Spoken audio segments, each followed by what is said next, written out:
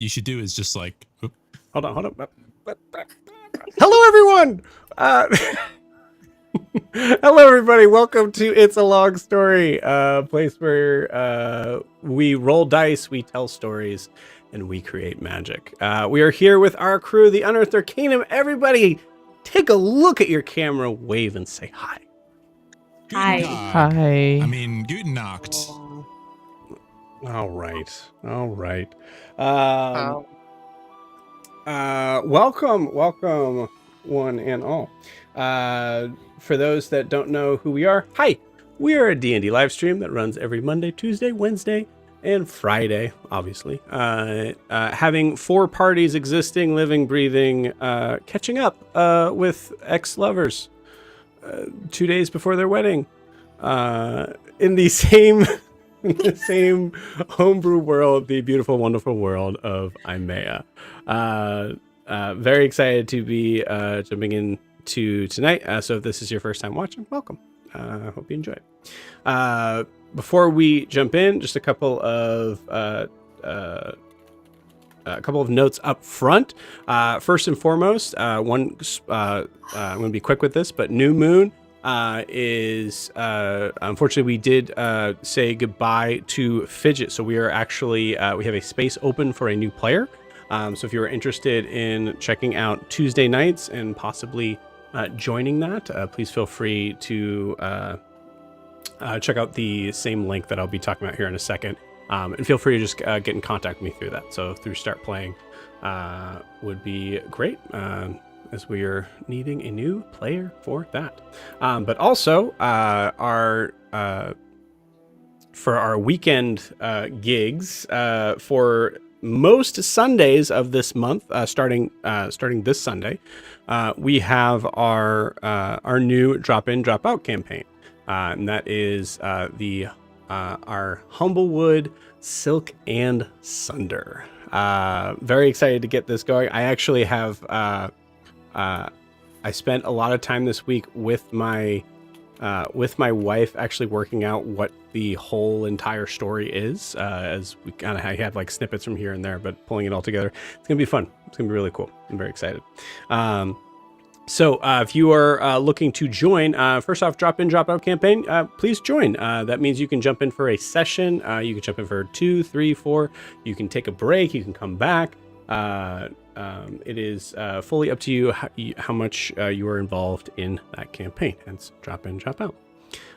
So this month we are running, like I said, most Sundays. I think we're not on the 28th, but most Sundays we're going to be running the one shot, which I will be DMing.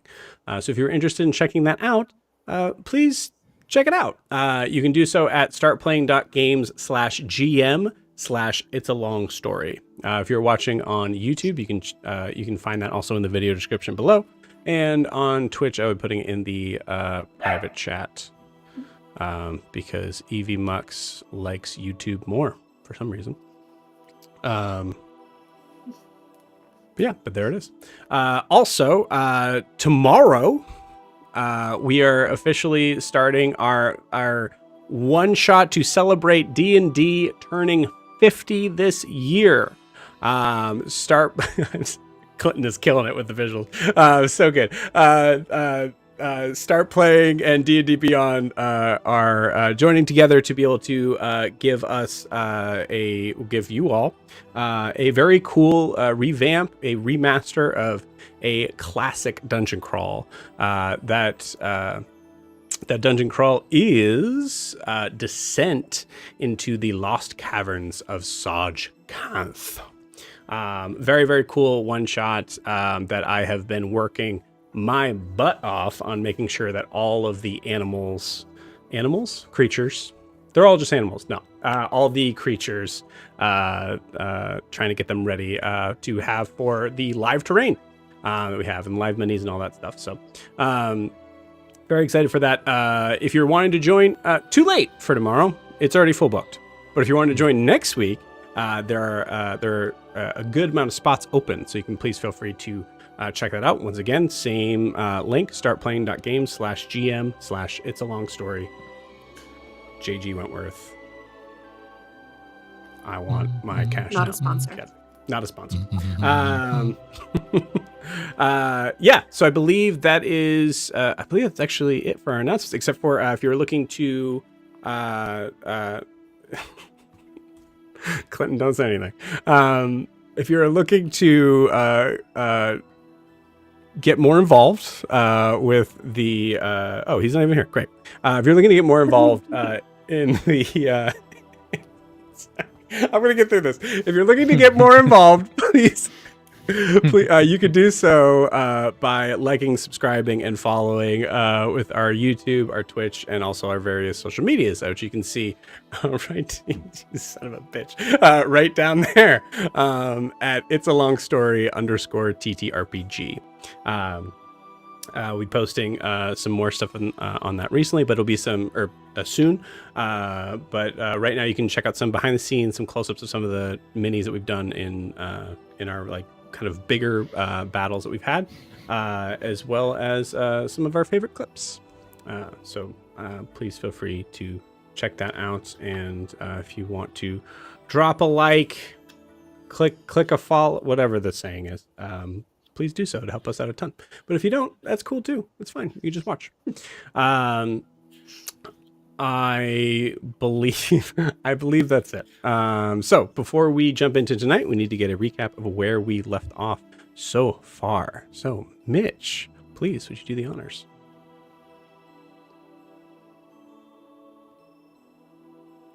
First, I'll unmute myself. How about we start with that? So we we started last session with the ladies breaking rule number 1: never leave your wingman.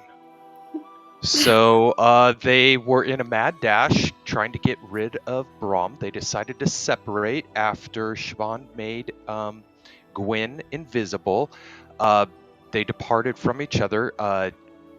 We'll go with Siobhan first. She did some very fancy footwork and some evading to go through a tavern and lose Braum, and then she was able to circle back around. She was able to recruit some guards into assisting to attack him and restrain him. She could not resist ducking in and checking on it and seeing him restrained, and then using her communication skills to interact with the guards and find out some information and get their sympathy before leaving. Meanwhile, her partner, Gwen, was absolutely incredible with her roles and really kind of in character display that she could not manage multiple things at the same time, being invisible, walking, and navigating.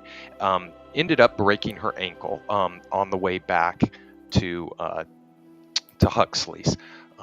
The rolling really was quite impressive. Meanwhile, at the archery shop, Nolani, Io, and Lyra encountered two figures, which ended up really saving Nolani from an embarrassing situation. By the way, Io was not in Io form. He was disguised as Bob. So hard to remember. So Bob and Nolani and Lyra encountered these two figures, and of course did not handle them well, could not read the room, could not figure out what they were after, resulting in one of them freezing Lyra, and then Nolani sort of de-escalated the situation, only to find out that they were intent on recruiting Nolani to give Kara a message, which was meet Hadrian at their favorite spot. Nolani and Io also discovered that the group had been being observed and for quite some time, and knew that they were associated with Kar-Ha. And then so that was a revelation to them, somewhat disturbing. And then so they hastily left the shop after a very after they delivered the message, the two figures left the shop with no more incident. Nolani and Io had another awkward moment with Lyra, and then hastily left the shop back to Hadrian's. Meanwhile, the two gals connected, and Siobhan helped Gwyn towards the shop. The boys, meanwhile, back at the shop, Huxley, Yori, and Al had this whole banter. At first, it was Al and Yori kind of talking about the immovable rod, which became a spear, and why it had to be so heavy. And there was a lot of boy-splaining going on about the ins and outs of this, and sort of a mixed physics lesson from a 14-and-a-half-year-old to a genius, and kind of going back and forth. Meanwhile, Huxley was fixing the catwalk and making some improvements, as if he rather liked having guests around. And so eventually the three boys had a very touching moment. It was a lot of kind of big guy love, which reminded me of a Schlitz beer commercial. If you don't know that reference, do yourself a favor and look that up on Google. But it was very much that kind of energy going on. The boys arrived back, Io and Nalani, where Io was explaining everything that happened, and except what was concerning to Al, which was he had left with Gwyn, and Gwyn was not with us, and where was she? After Io really not picking up on that for a while, and Alistair trying to hold his cool, Io eventually realized he could indeed message her this whole time, and did so, and found out she was fine and on her way back. The kind of recap continued until the ladies' arrival, at which time the group had a loving reunion, kind of resulting in a caring discussion between Gwyn and Siobhan about what had happened at the dock, and how they appreciated concern for each other and appreciated the loving way each of them handled that. It was very uplifting. Alistair got involved as well, and was very supportive in all of that. So as the group kind of worked through those dynamics, Io also shared that the group was being watched, delivered the message to Siobhan about Hadrian.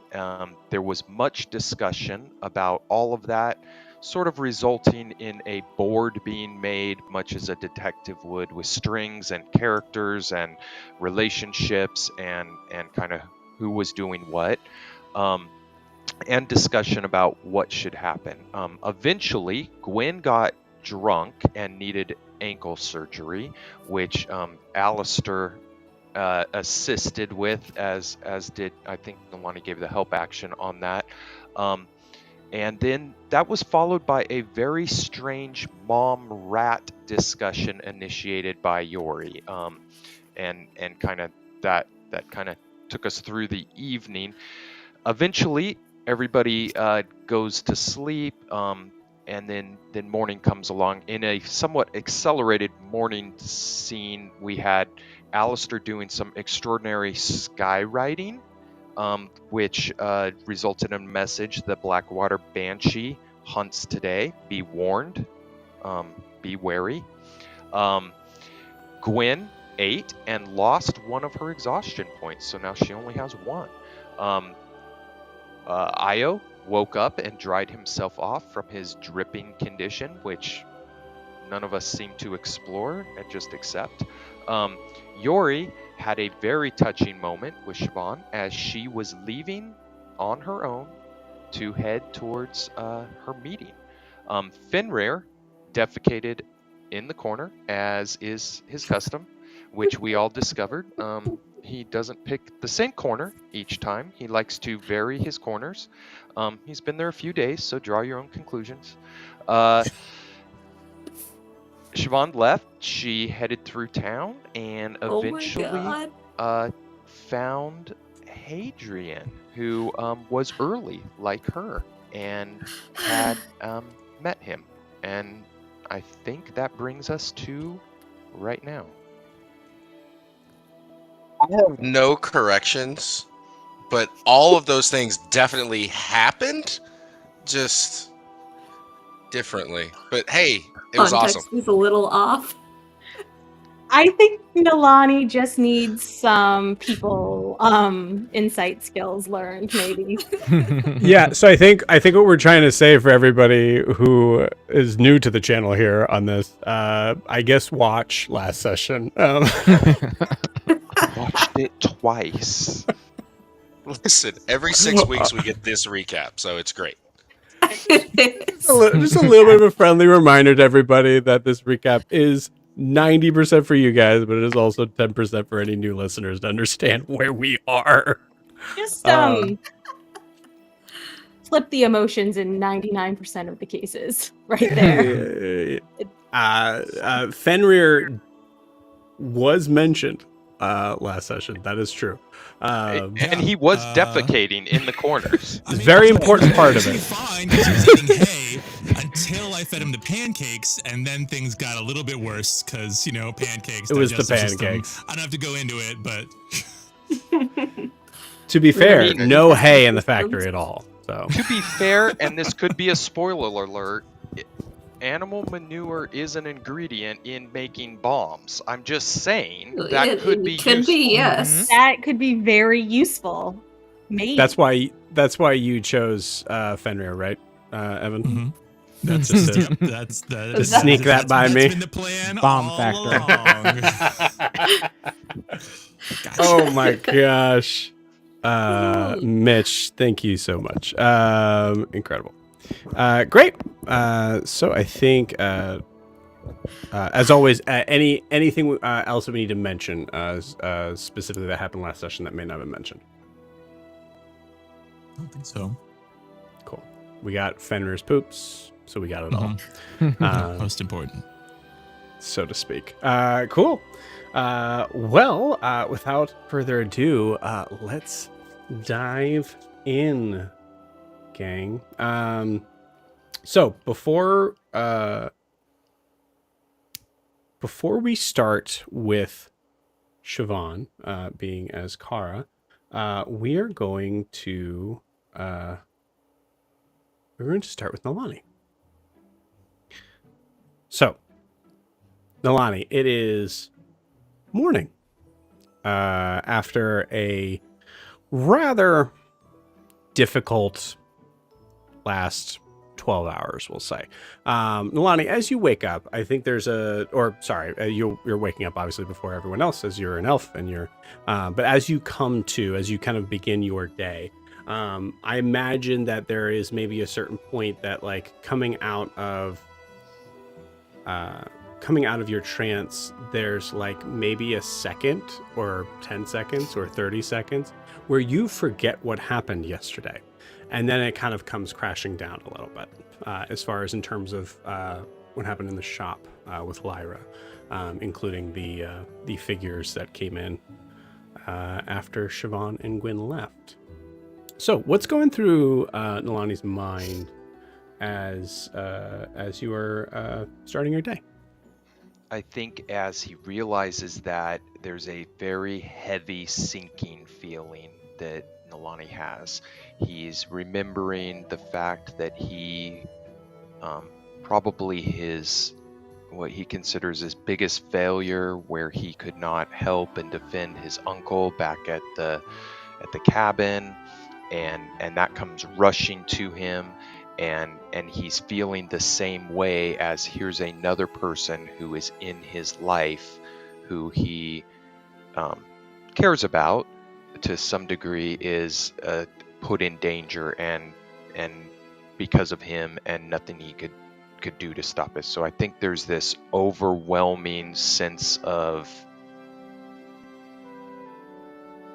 sadness, darkness, need to not have that happen. Quickly filled with what would he do different next time, or what should he be doing now about that. So I think with that feeling, he was kind of up on the catwalk where I think he meditated, and I'm envisioning it's very early in the morning. He would slip through the window and kind of go up on the roof with the intent of watching the city wake up, and probably more importantly, seeing what he could see. He knows from yesterday that the party had been being observed, and he had seen the shadow of figure outside that had followed the girls back from their date. So he would probably go out there and just kind of stay hidden where he was before and just look and see if he could see anyone observing or watching the warehouse in any way. Okay. Give me a perception check with advantage. We'll say this is for before the sun even comes up. As you only That's have a 4 nat hours. 20. Nat 20. Nat 20. Okay. Cool. So we'll say because you weren't there last session, we'll say that in the morning of your, you definitely noticed that you were not alone. Relatively close to the same sort of area where you saw them on the rooftop, you once again see a figure. I would say this time, I'd say maybe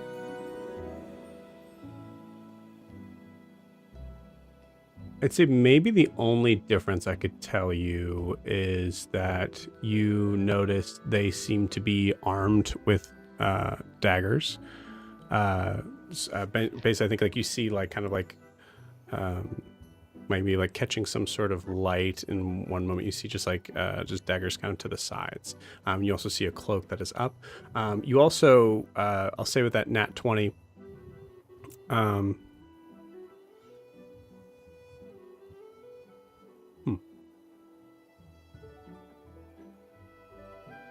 Okay.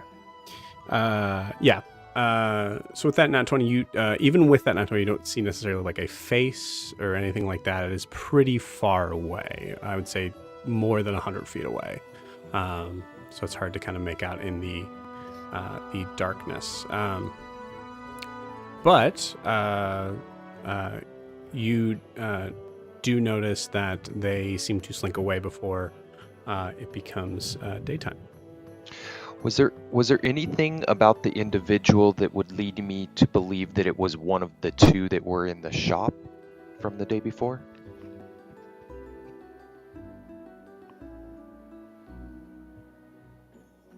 Nothing leads you to believe that. Okay.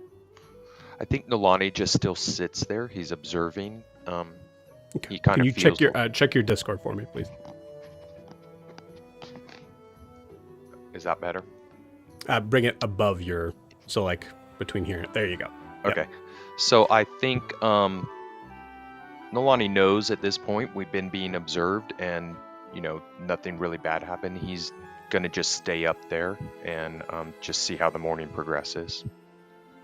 Okay, cool. So it is the morning now. So we'll say because we're I guess knowing what I know, he's gonna stay up there and he's gonna wait for Siobhan to leave. Cool.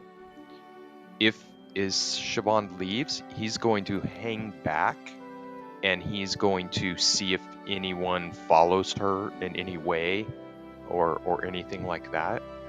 You got it. How far back do you think you're hanging?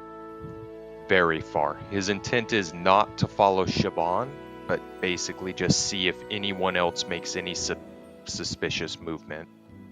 So so you're not following Siobhan. How do I word it? I'm going to follow her at such a distance that I could very easily lose her. I'm really trying to follow anyone who's following her, if that makes any sense. Like, I'm okay with losing her. You're tailing the I get tail. what you're saying. So we'll say for the sake of argument here, we'll say that you're about 300 feet back. So far enough that you could be considered to be anyone going anywhere, doing anything. But close enough that you should be able to see Siobhan's likeness, which I believe Siobhan is just anybody, right? Like there was somebody where like, yeah, I mean, I left the warehouse as just a completely random person, and I tried to stealth my way over, so... Yeah. I mean, so- I'm so far back. I imagine she would lose me at some point, and I'm Well, not that's- going to. I'm not going to follow her past the buildings. Like I Right. had imagined in listening that kind of she made her way through the town, and at a certain point, the buildings gave way to beach or trail or something. I'm not following her that like all the way to where she's going. Yeah. So here's what I'm going to ask. Give me a perception check as you are following her. Perception. That's a 15. Okay. And then give me a stealth roll. That's good. 17. That's a 22. Okay. So we'll say in the idea of like trying to at least seem like you're giving her as much space as possible, you lose her about pretty much where the takes are, right? Where you like the halfway point of where that is, where you would start to actually the main street where you would head down to the Sharps, where the merchant shops are. You in that crowd, you end up losing her. And I didn't see anyone seeming like they were following her at all. With that perception check, no, you did not. Okay. Then I'm gonna turn from there and go towards the arrow shop. Okay, you got it. We'll pause you there.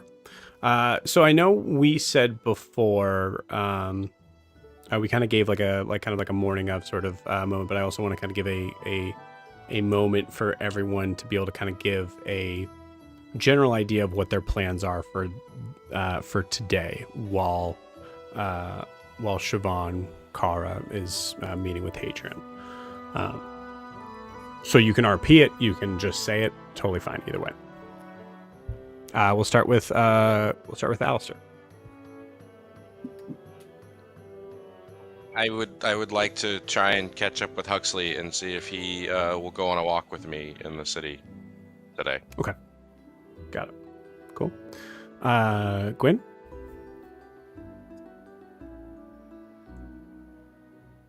I think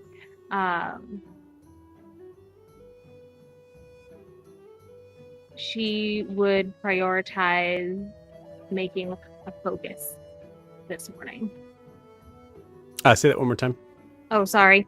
She would prioritize making a focus this morning. Cool. All right. Great. Yori. Yori wraps up the spear in some cloth and puts that on his back. Puts the maul on Fenrir, hops on board, and then is gonna ride out on Fenrir cloaked to try and get to the library. Okay, you got it. Great. And then Io. Oh man, I think at this point, I know Io overheard Huxley and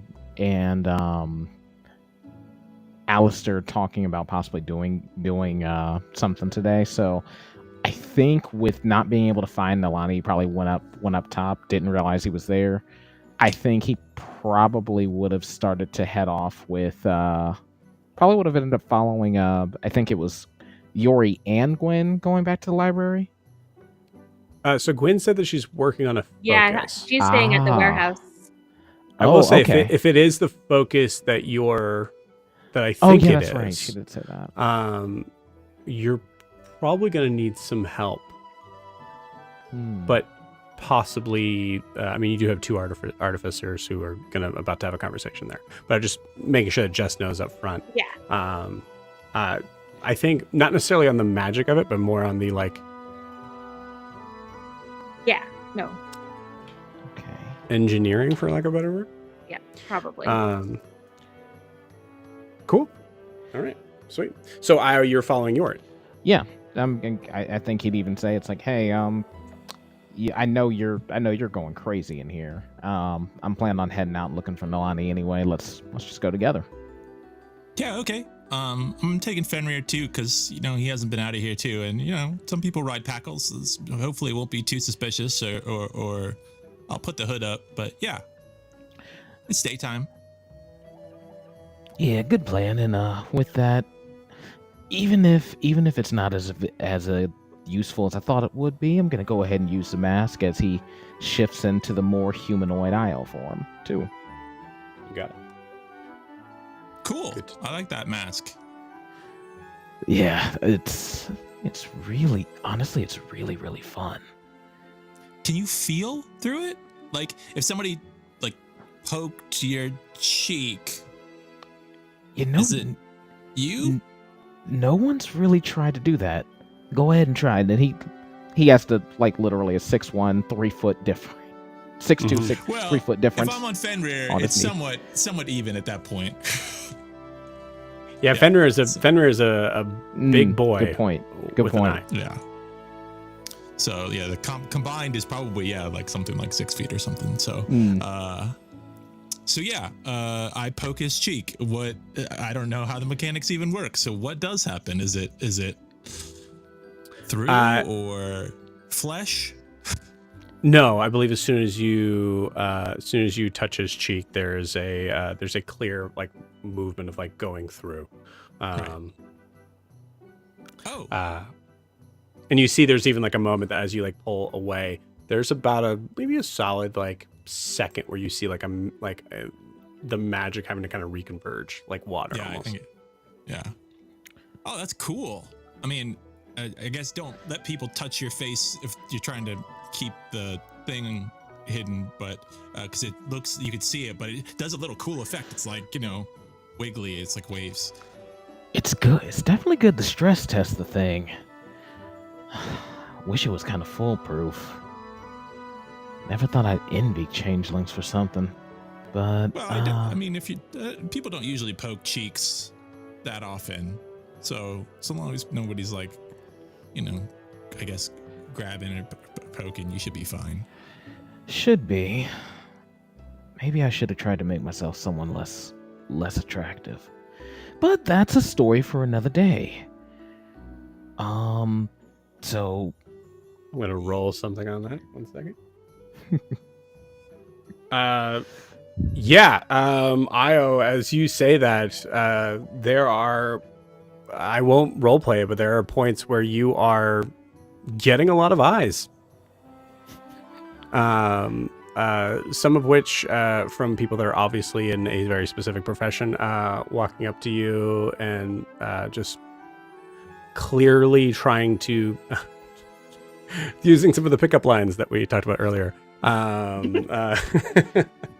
Asking you about the Underdark and all that.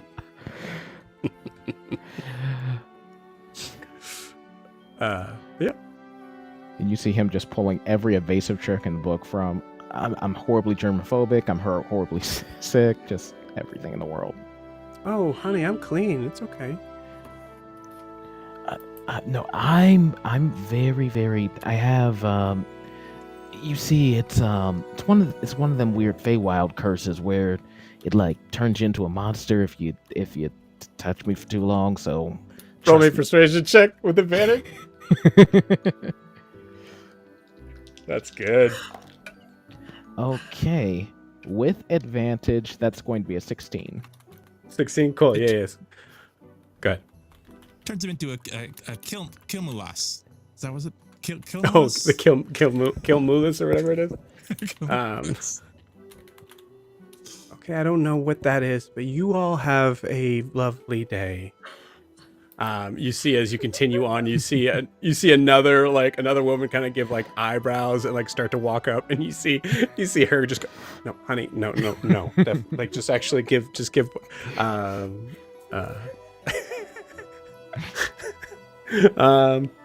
Incredible. Great. speaking of changelings and the forms that wait till Kiki's got herself together. I'm a child. It's okay. No, it's good. It's good. Incredible. We shift gears to a very different scene. As we feel the camera moving up as it shifts from the scene that it's currently at to a cliffside. It's small. It's a platform about maybe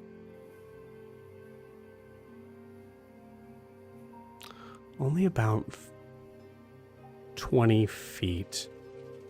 At least where these two figures are right now, only about 20 feet wide. There is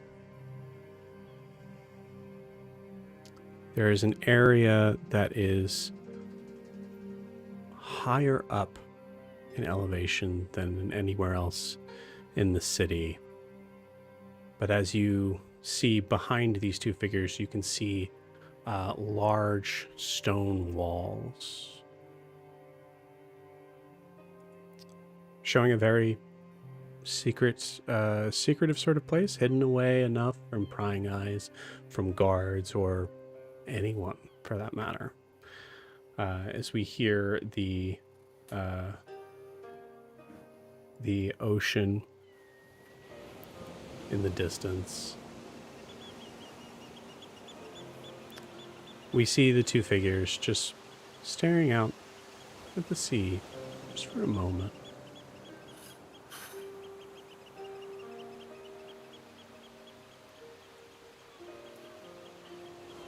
It's been a while since I've been to this spot. I can't imagine. You'd have a reason to come back here.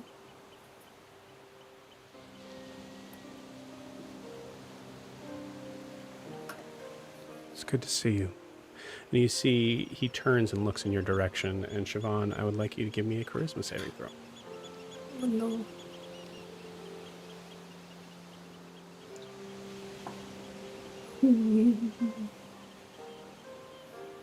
Do I have advantage for any reason? Nope. It's a 4. Okay.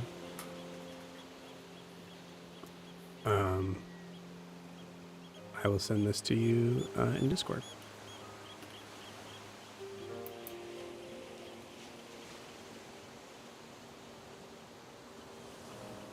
As you see Hadrian looking in your direction, you notice that in his expression, it's a soft smile, a knowing smile that you, at times in your relationship, found to be enticingly annoying, and other times just enticing.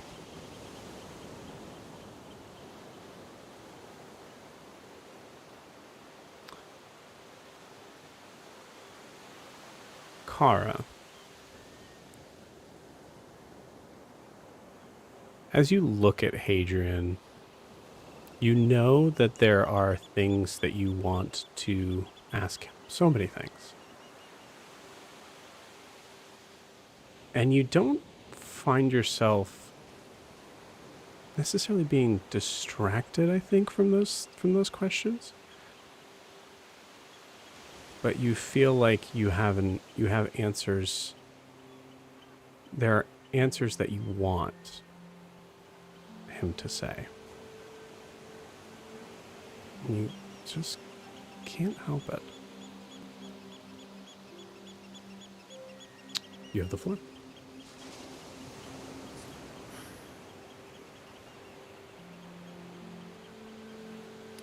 You asked me to come here alone, so I'm guessing your cronies aren't waiting to kill me as soon as we leave.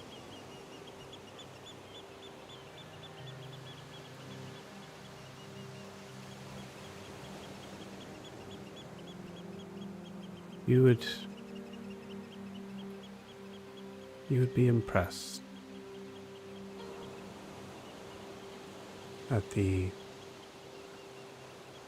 cronies that I've managed to procure since you've been gone. But no, no one will touch you here. Since I've been gone, you make it sound like I took a vacation.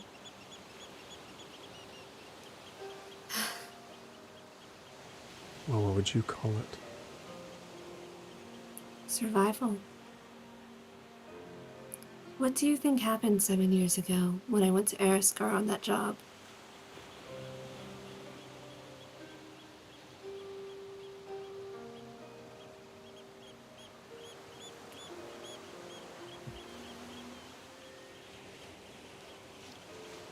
It's hard to put into words. And honestly, I don't fault you for it. I understand. I didn't at the time.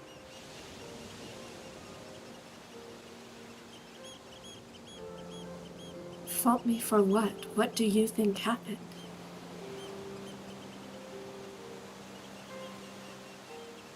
You broke my heart.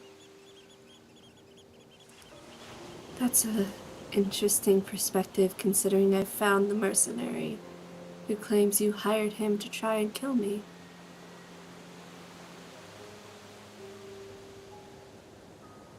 Very well. Is that why you asked to see me? To pull up some sort of revenge? It was at first, when all the information I had pointed towards you hiring that mercenary 7 years ago, and you holding some kind of grudge against me. But I spoke to the seers and have confirmed that was not the case. Now, I don't know if you can be of any help to me or if you would even choose to be of help to me. No, I did not leave you and I did not intend to hurt you. I was truly... I almost died in Eriscar, and you never came looking for me, and I waited. So as far as I knew, you had abandoned me.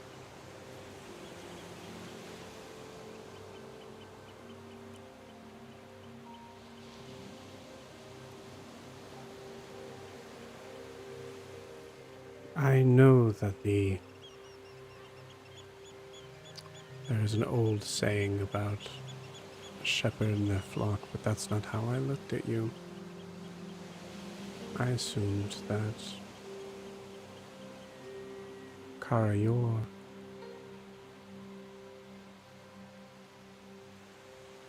were as good as anyone could be at being found when you wanted to, and not when you didn't. I don't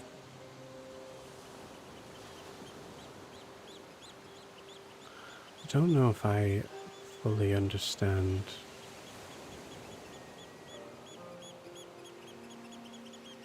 what you're saying.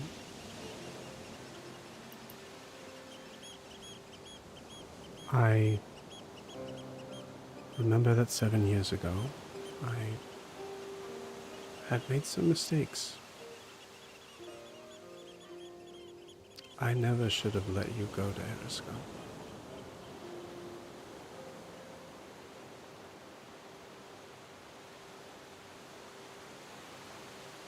Our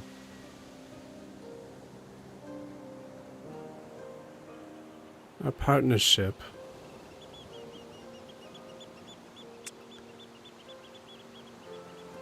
left some words of little matter to me at the time. I imagined that anyone who is noticing that I am giving the best jobs to a beautiful woman would get the idea. But there were some that questioned the choices I made.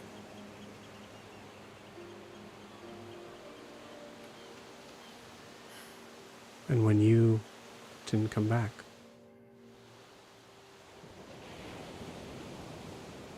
they were there.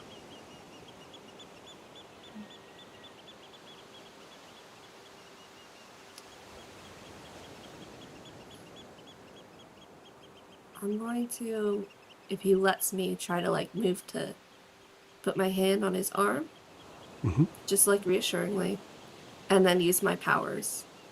Cool. As I say, I think we both are missing key information about what happened 7 years ago, but that was 7 years ago. And I can only promise you that I never betrayed you. And I've come here looking for something important, and I need allies and help. And I know your situation has changed, and I'm happy for you. But I hope there's a part of you that would still be there for me in this.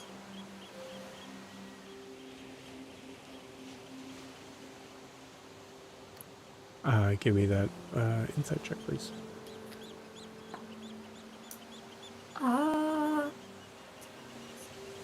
24? 24.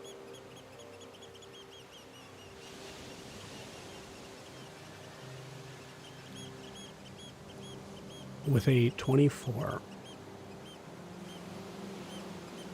the moment that you put your hand on his arm, you don't get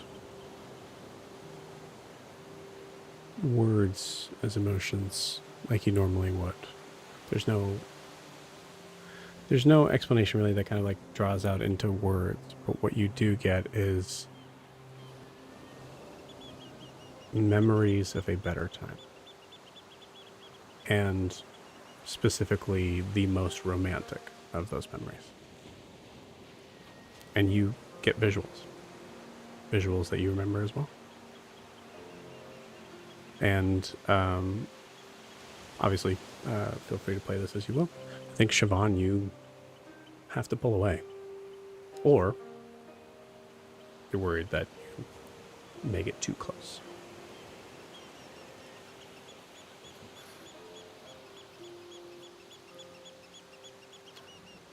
I am, as always,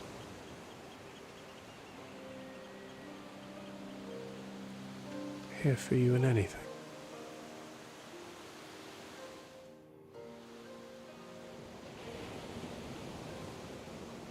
I realized if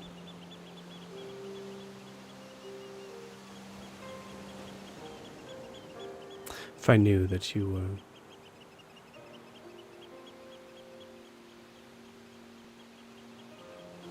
thank you.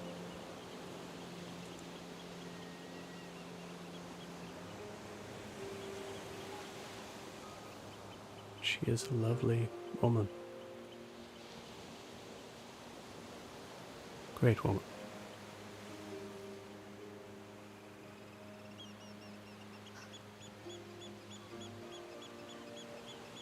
And you see there's like a moment when you look away, I think, when he says that. And as you come back, you look and he's just staring right into your eyes.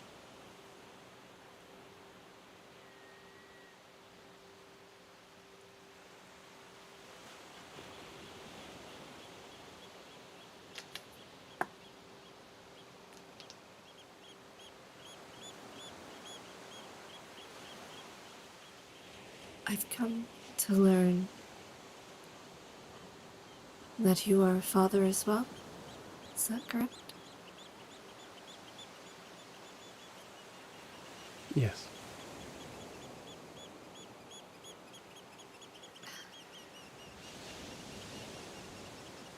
Children are the greatest joy to their parents, are they not? And you would do anything to get your child back if something happened to them, wouldn't you?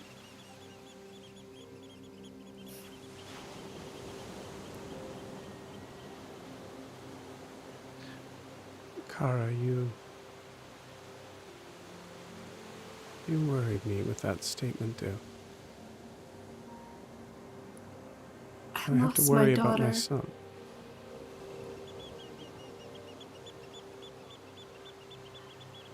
As you realize, like, he's saying to you, like, there's Yeah, a I moment realized where it's like, that. there's like a little bit of like a, what are you threatening saying? my child? Yeah, you're threatening my child, yeah.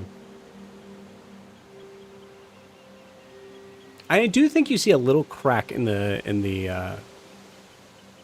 like porcelain face that he's giving you, of that, in the idea of like you involving his child in whatever this is.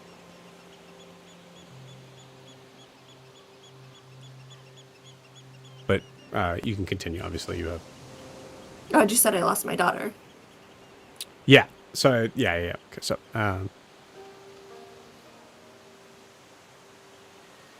oh. That's why I'm here. I'm not trying to start anything. I know there are so many people in this city who would want me dead. I don't want anything from the guild. I just want my daughter back. Oh. Your daughter's missing. She was taken from me over 2 months ago, and I've tracked her as far as I can.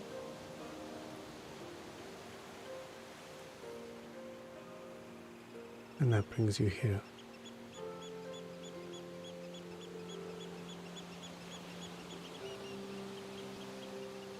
I know that she was purchased by a man named Sahib.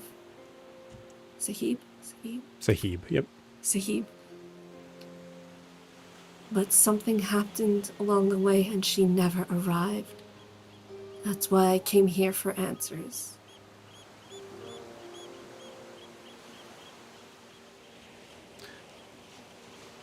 You notice that his face looks a little crestfallen for a moment at that. Giving you like an idea of like, even in the concept of revenge, wanting to kill him for some sort of perception you have of letting you go. It's that sort of like realm of like, well, at least you're thinking about me. In this way,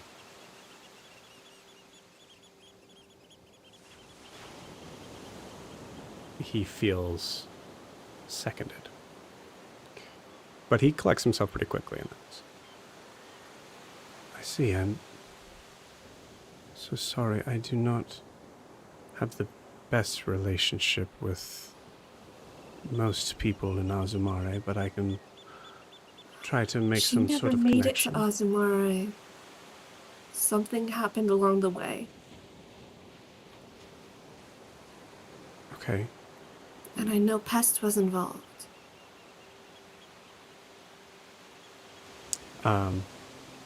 He takes your hands in his hands. And Insight this, check. sure. As he takes my hands. Yeah, you got it. That's a 17. Okay. Okay.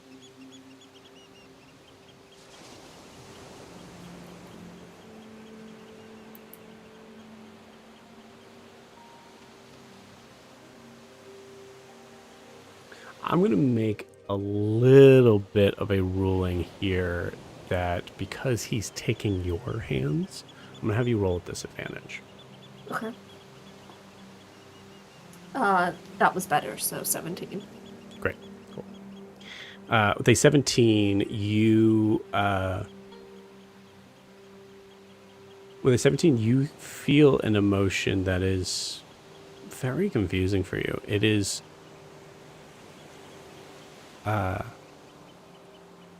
extreme empathy. Feeling you definitely get a little bit of a like I think you come back to getting a phrase of like, let me take care of everything.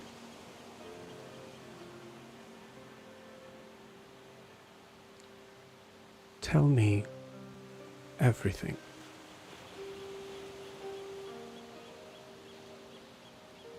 And you could say in this moment, by the way, you could just be like, I tell him everything. Or you can be specific, or you can roleplay.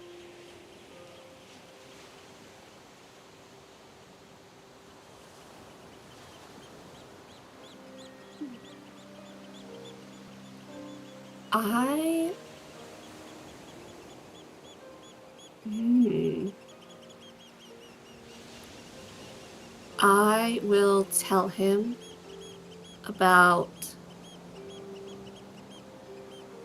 Carter and what happened 2.5 months ago. The murder, the kidnapping, all the information we have on it, like who was seen in the house, what Brooke got, the connections to Pest. I will not give any of the group's names. Cool. Or like their involvement in it or their travel here. I won't explain like getting here, just like the bare details of what happened. Okay. You got it.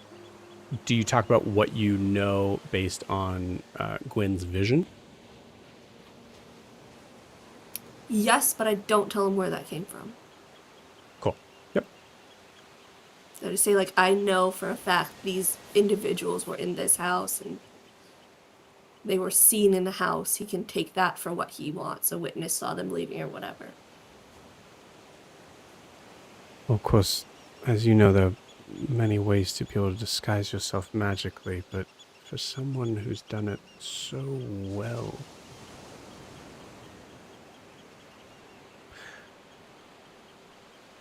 There is, very recently, a changeling that has made themselves pretty well known in the Thieves Guild. I'm not saying I've heard that, of them. yes. I'm not saying that they were necessarily involved, but it's maybe worth getting... Maybe worth getting insight into how a changeling would think and work.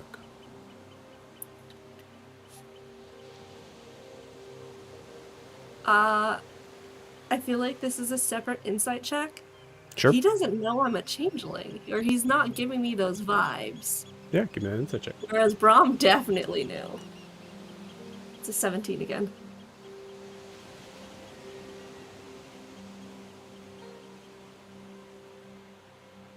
He seems genuine. Interesting.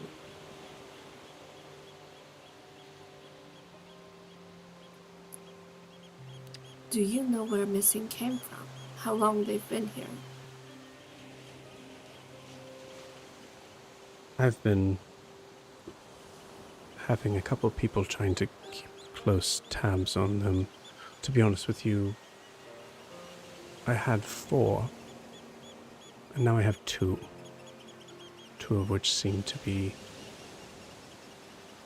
dare I say it, missing.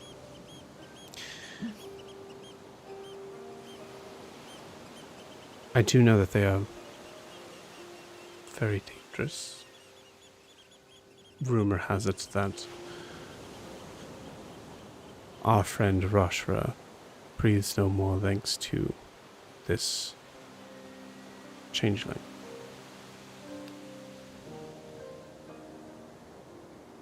But I will try to keep closer tabs on them. Although they're not being very... Yesterday they were not being very antisocial, we'll say. They've been... From my understanding, they've been making their presence in Dair's Wharf quite clear. As themselves. A rather pale, colorless sort of face. I don't know if you've seen one, but very noticeable.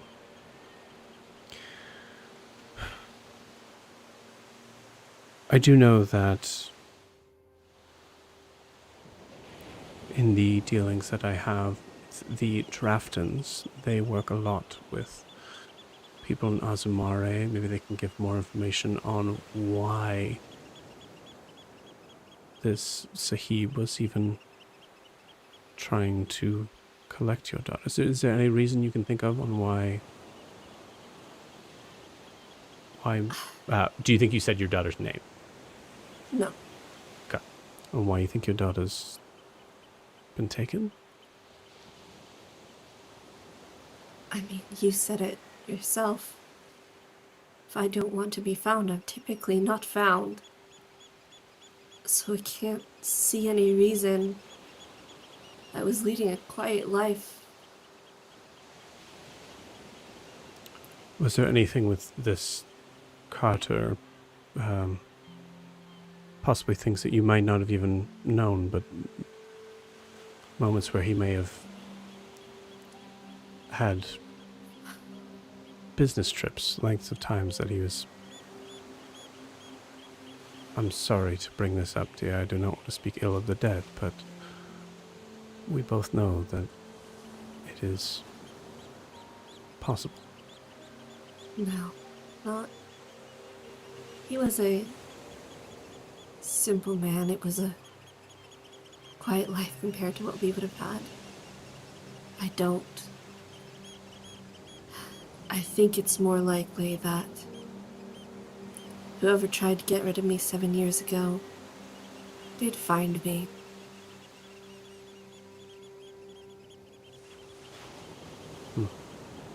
I should have been there that night. I went out on an impulse. I should have been there when that happened. Dearest, the goal was probably to kill me with them. I'm sure you can't be everywhere at once. Also, we don't know if it was necessarily on you. If it was, they clearly... If you told me how many people there, they clearly didn't send enough. As I can only imagine, your skills have sharpened over time? I've learned a new thing or two. Which I've noticed, as expecting, many people have. Since when can a Brahm do magic?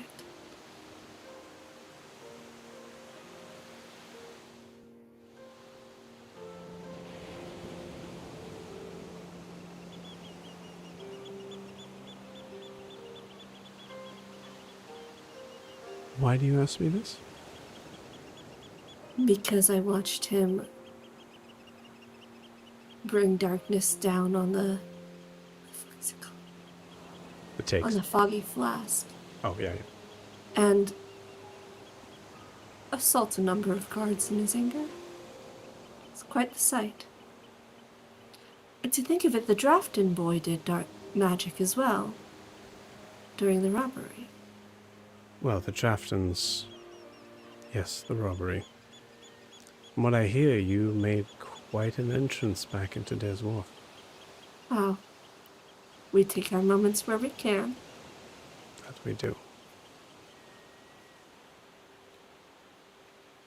That is chilling news to hear about Brahm. I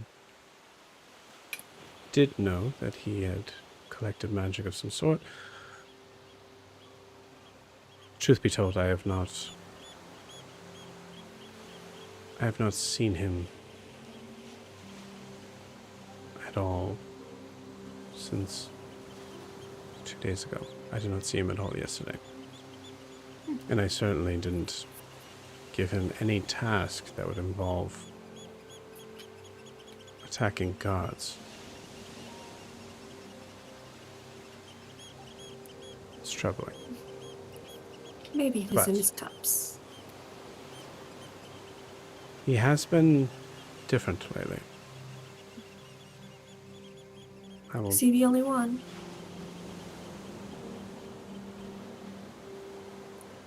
Kara, you've been gone for 7 years.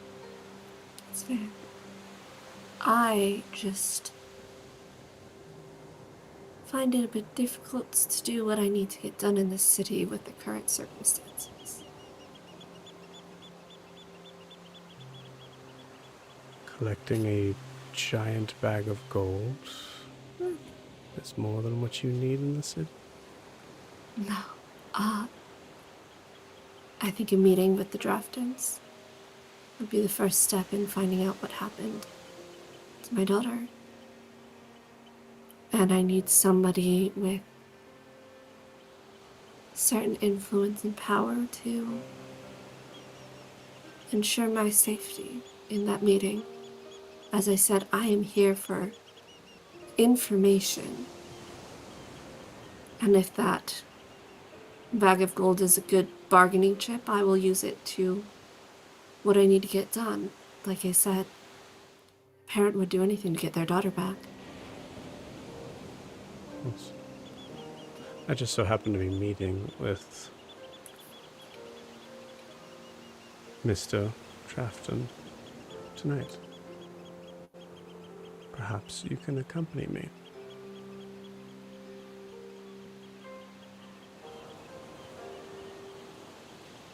I would like that. As would I. I would be concerned I'm bringing trouble to your doorstep if Mr. Drafton takes offense to me being back. Mr. Drafton has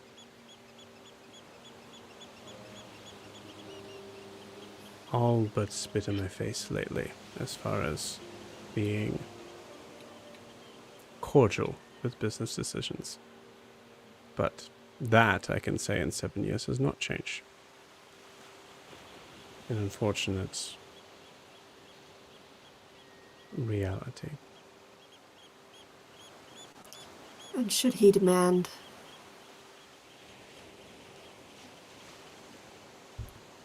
more physical retribution for my little act during our meeting? So that was you that injured poor James. Stuff happens. It was a busy street. My car. As I said, it's clear you haven't lost your touch. That boy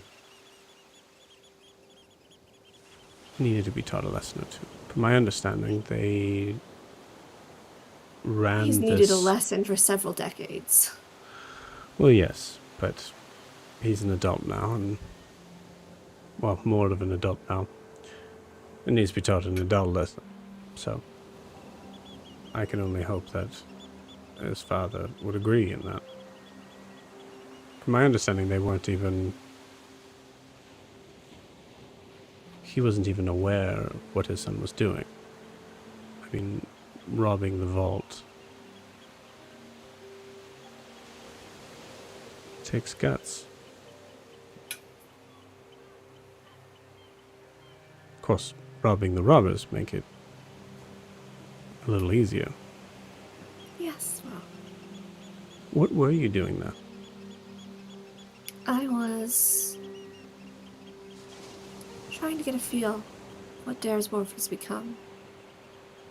And I saw the perfect stage to make my introduction again. It was a happy coincidence. Poof, big bag of gold in your lap. Mm-hmm.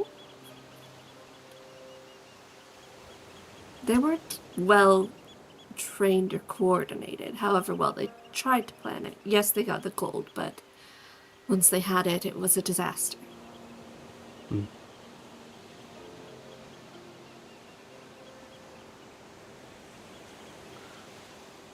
Well, as you mentioned, in things involving your daughter, I can definitely bring you along under my protection, of course,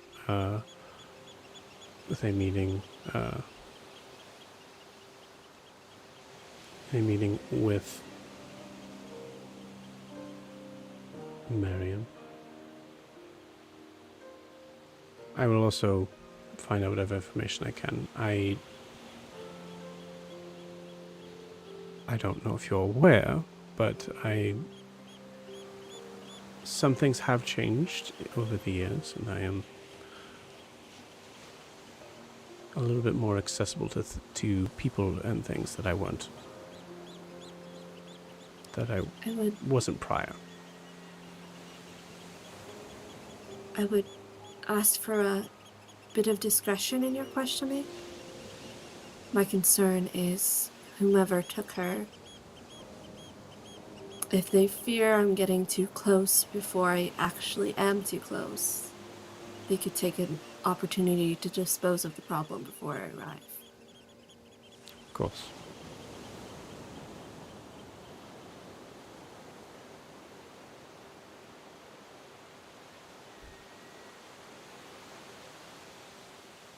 So you brought me here to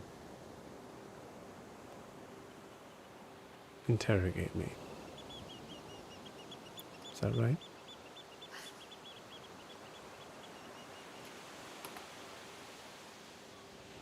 I would have said so when I arrived.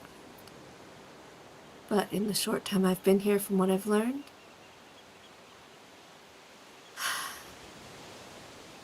I think we are here together to help each other in whatever way old friends can.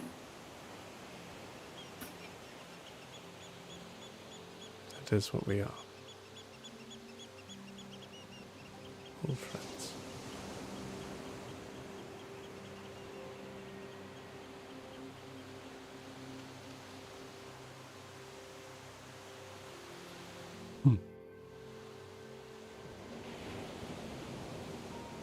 It's a pity. I would have enjoyed being on the receiving end of a full interrogation by... What are you calling yourself these days? Whatever name is not well known at the moment. To you, Kara. Always Kara. And interrogations can be coordinated whenever.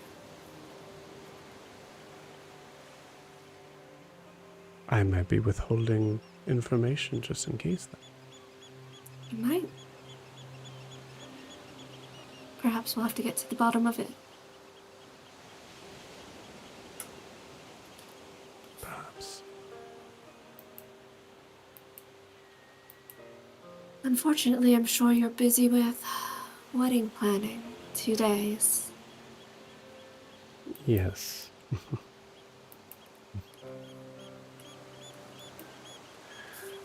Yes, I am. This meeting with Marion was actually incredibly inconvenient,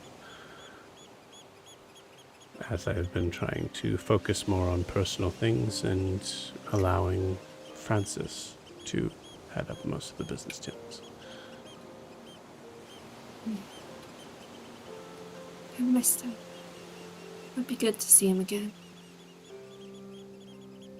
He's made quite the collection recently.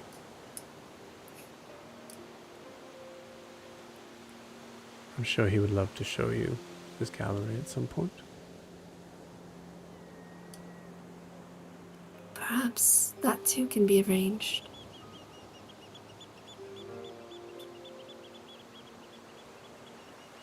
Well, as you said,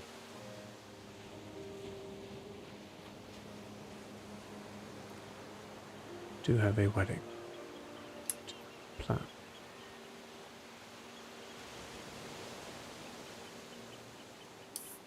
Well, Kara, I have to be honest with you, it sent me into a torrent of emotions to know not only that you were here and that you were alive, but you were here in Dair's Wharf.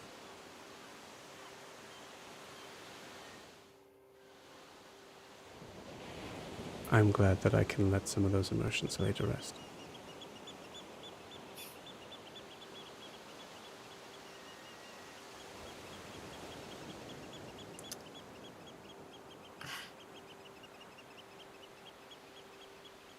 I am happy that this has gone the way it has. I was, for the longest time, truly scared that it was you that had wanted me killed, that had hunted me down. And I'm sorry that I ever felt that way.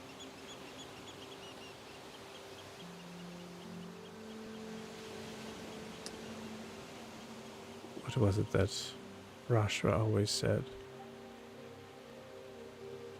Never have friends, only partners. She's gonna step a little closer. And when and where should I meet you tonight for our little meeting?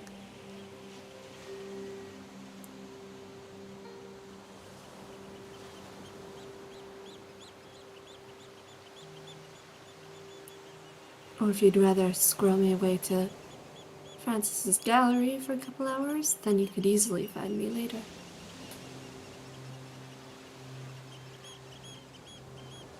Well, depends on how things turn out in the evening.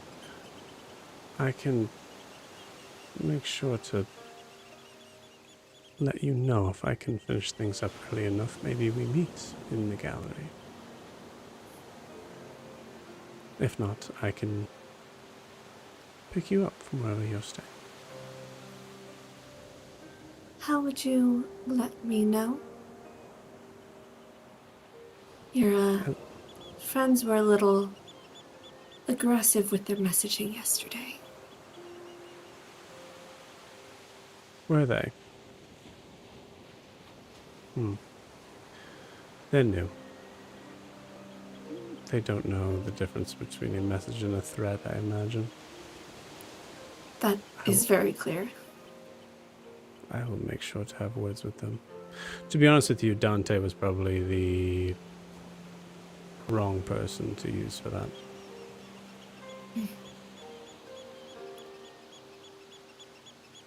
The new recruits do prove useful. I can agree with that. As far as getting a message to you, dear, I am sure I can do so easily and harmlessly.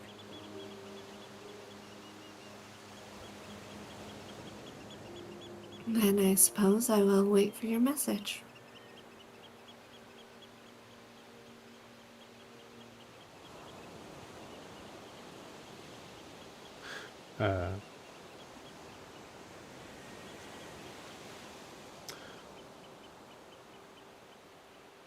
So good to see you. And he gives you, he leans in to give you a peck on the cheek, but lingers just a second on the pullback. Oh, I want to fuck this man's life up. And I failed the save. She's going for it. Cool. I failed that save. Oh yeah, Yeah. that's not a good roll. She's going for it. Cool. There is a torrent of emotions that I don't need to tell you come into Kara's mind. It is deeply passionate.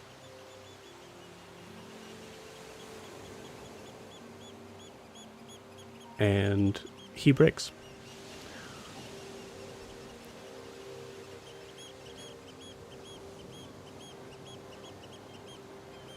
Tonight. Yes, tonight. You see him. He starts walking uphill.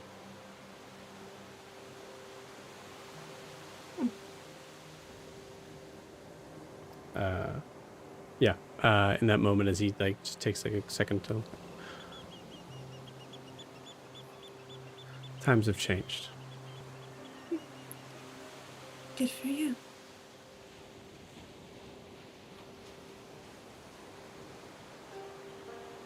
Ta-ta. Continues on.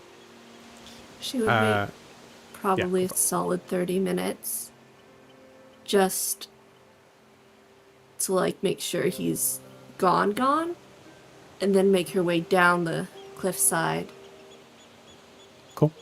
and out of sight, like shift and go back. Okay, you got it. Give me a religion check as you are waiting 30 minutes. That's not bad. 19. That isn't bad. Okay.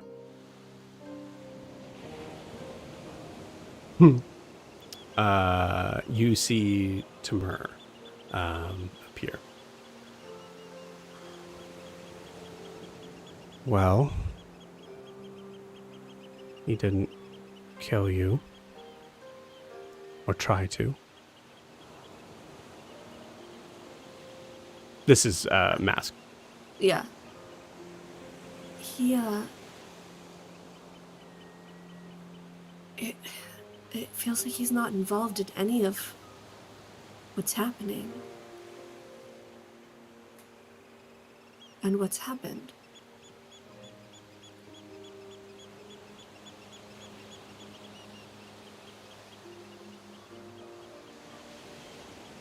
I unfortunately can't pry into the lives of my other followers to find out.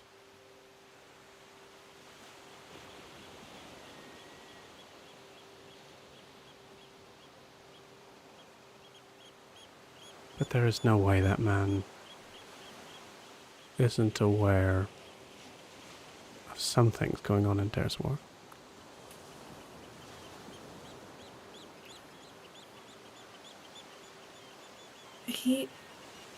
But he didn't know what I was, but Brahm did.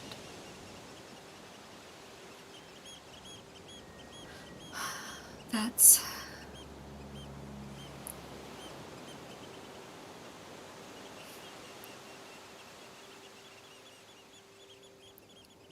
Do you think I can trust his protection at the meeting tonight? I don't know.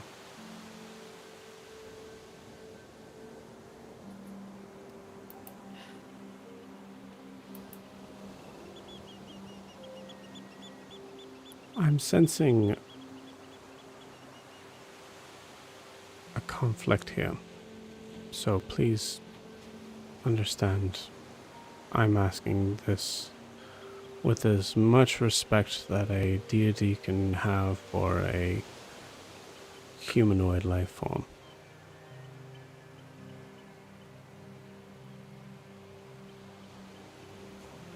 Do you feel you might need other protection? I feel just overwhelmed a little. I don't know if it was just seeing him again.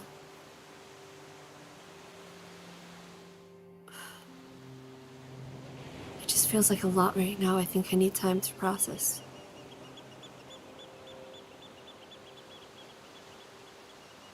You're asking my opinion. No, I do not think you should be going alone.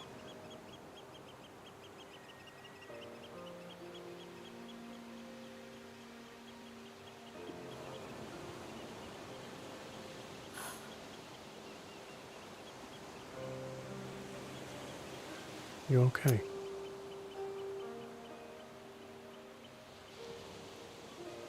No, but I will be. I know.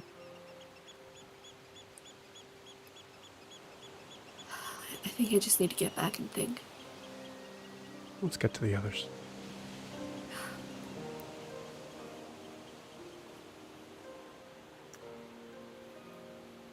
Okay. And you head down the cliffside.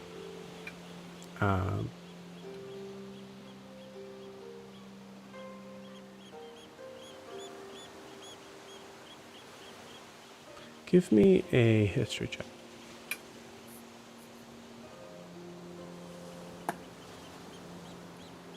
Natural 20. Dice want to tell a story. This is not great, I think, for Siobhan, but it certainly doesn't help in like the idea of like the task, what's ahead. But you start to remember every step as you're going down, as the steps that you had coming up, and you recall memories. The first time you discovered this place and you were walking up, and for some reason, Siobhan, you tripped on a stone and Hadrian caught you.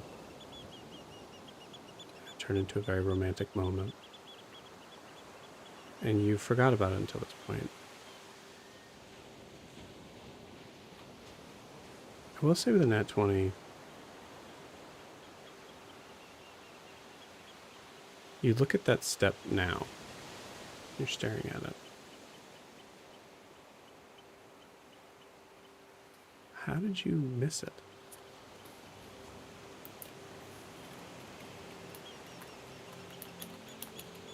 Even in the form that you were at, and we'll say that you're a much better rogue than you've ever been,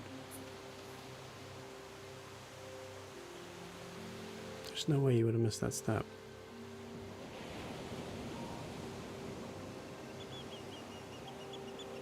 You continue to think on it as you pass by it, touching it with your hand as you go along. We're going to pause you there.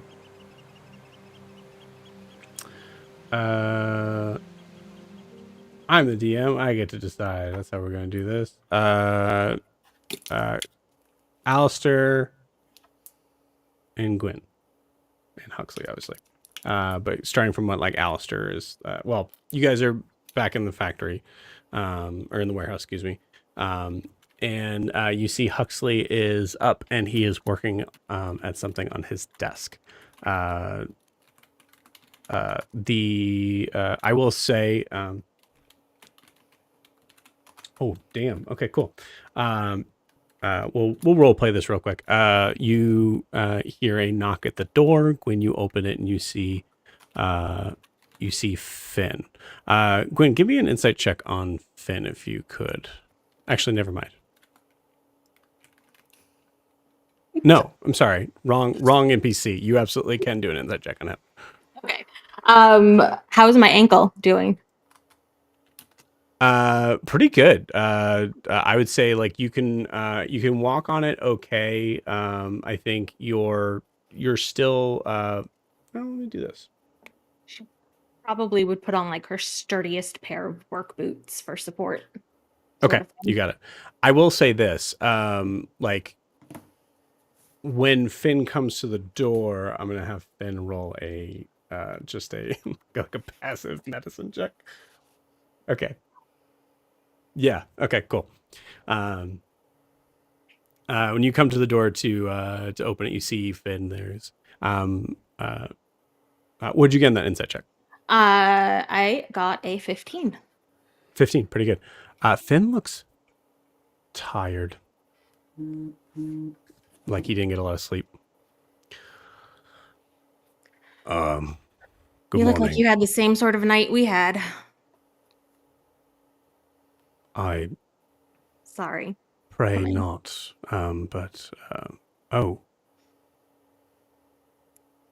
Are you Yeah, okay? it's the whole running while invisible on cobblestone. Not great. But Ah, Alistair did surgery. Gonna be fine. sorry, what? Alistair did surgery.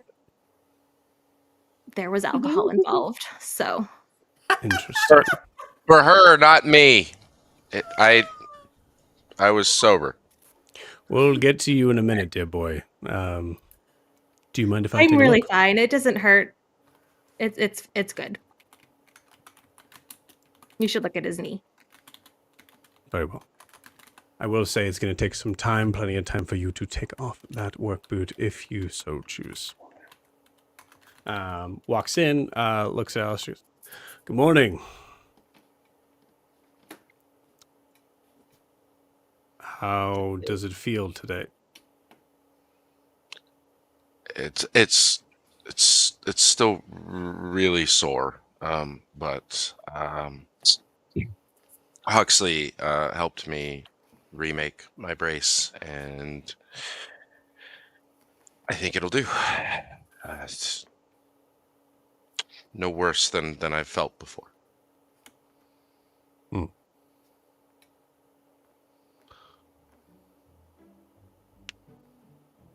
I see the brace.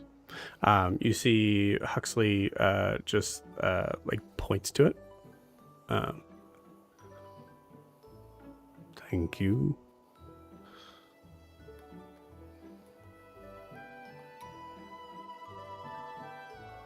Should work fine. Well, let's see you put weight on it. And it's gonna do. I already rolled the medicine check, and it was a 28. So I will say in that moment, as he kind of like helps you kind of put weight on it, I think for simplicity's sake, I think it's just moments where he starts to kind of kind of guide you and coax you into like, this is how you're going to be wanting to walk for right now, until it is fully healed, and just trying to take as many breaks as you possibly can. But I will say it's no reason for you not to go out and safely and slowly explore the city a bit.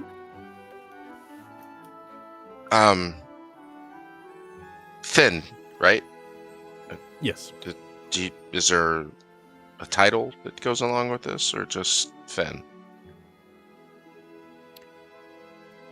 My last name is Blacktide, but you can just call me Finn. Mr. Blacktide, I had asked you about possibly visiting the Temple of Ilmater here in the city. I'm led to believe that it's difficult for people of my station to get into that part of the city. Do you have any? I mean, will that be difficult, or is there a way that you can, some advice you can give me? No, not at okay. all. So the abbeys are not. They're not closed off. The only places that I know that would be classist in that way would be the Heights. So the abbeys would definitely be open for welcoming any and all who would come to it. The Garden of Blood you're going to walk to, you should be meeting with a Furbolg, goes by the name of Father Matthias.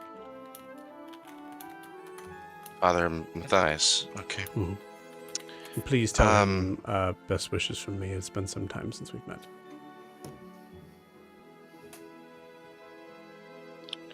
I will do. I really can't express in words how much I appreciate your help here. One last city question, if you don't mind. The South Warrens.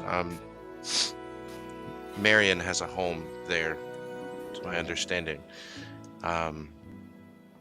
If I wish to avoid his particular neighborhood, which neighborhood would I be avoiding? Please roll me a deception check.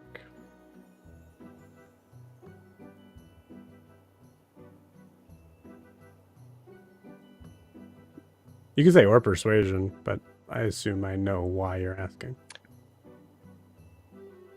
Yeah, I don't think I'm just very good at. I'm not really trying to hide it, but it's a 21 deception. Okay. Yeah, not bad. Or persuasion, it would be the same. So something that like it's I would say the insight check is not necessarily based on the idea of like the general question that you're asking. It's based on your demeanor when you ask it. And that's something I think we mentioned off camera. He's extremely insightful. So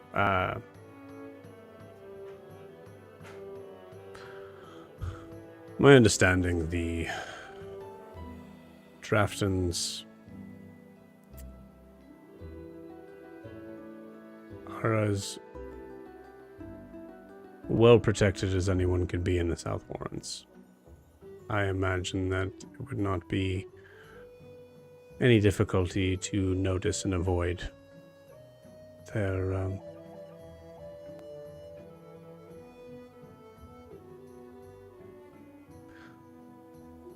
there are walls, Mr. Samuel. Mr. Alistair. I don't think he knows your last name.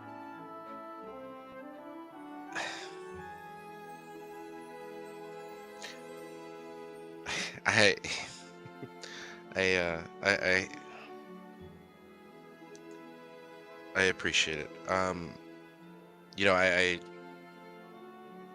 had a mentor once that used to call me out on the number of one last things that I tend to find. As someone who lives by the sea and worships the sea, does the name Undulith mean anything to you?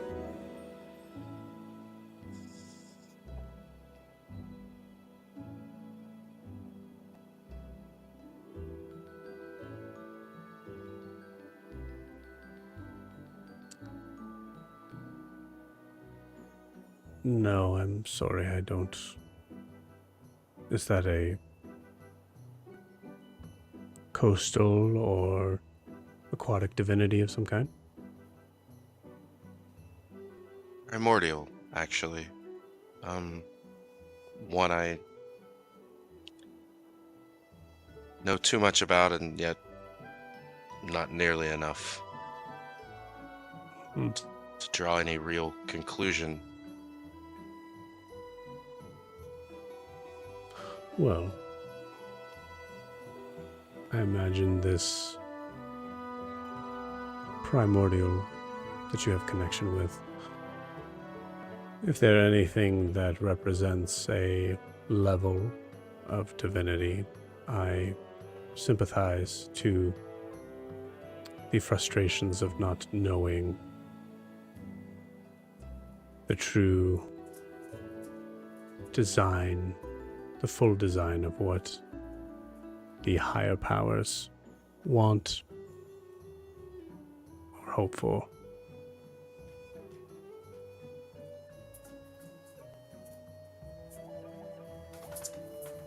All I can say is recognize if you trust them, then trust them. And if you don't, don't.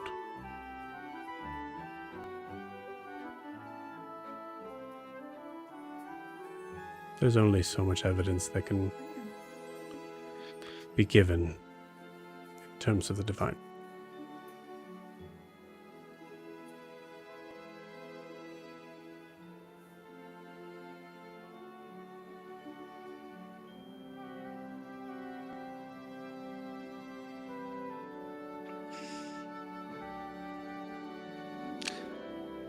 thank you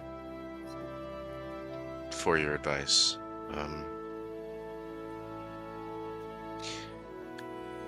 All due respect, you are quite the unique and wonderful individual that can live your life through faith, I guess you call it. But I don't think that's going to work in this particular situation.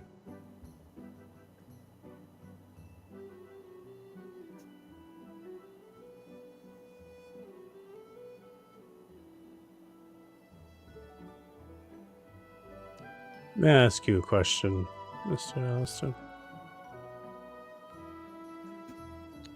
I'm an open book. When you mentioned the word faith, do you recognize it as a connection of trust with only the divine?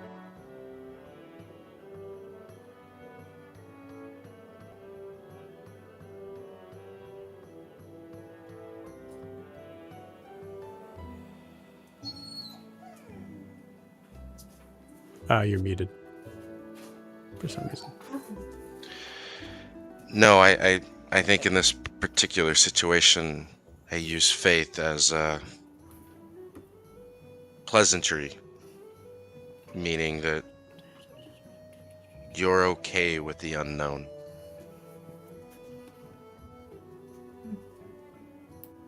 I know gods exist. I know that there are beings of far greater power, both good, evil, and ambivalent to what we do. But I don't accept that it's not our place to understand.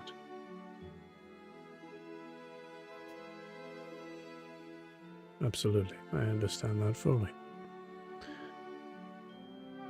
I believe sometimes it's easier to look at the concept of faith very much like the concept of love. When you love someone, there is a natural tendency to trust them enough to let them exceed or go under your expectations. And when that happens, you may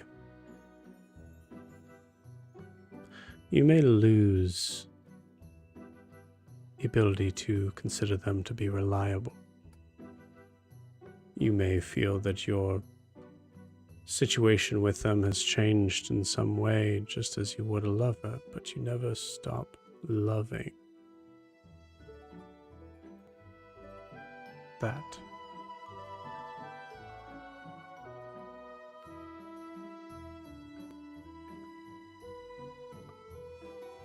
I imagine faith is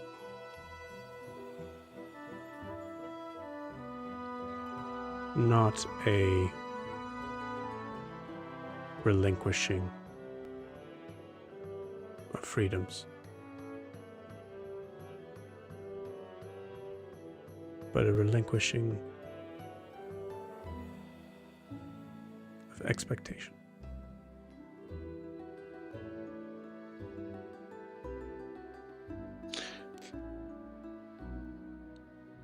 How is it that you can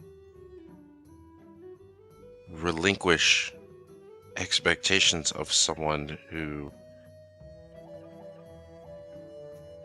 with a wave of their hand,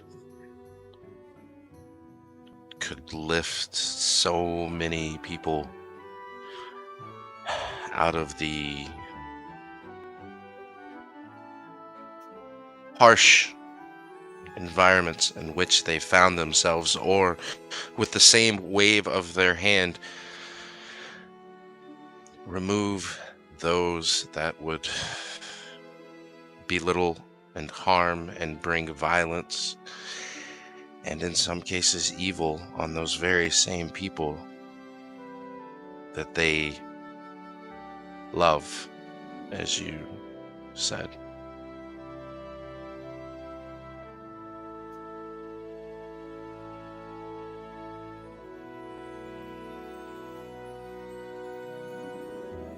I believe evil, in its many forms,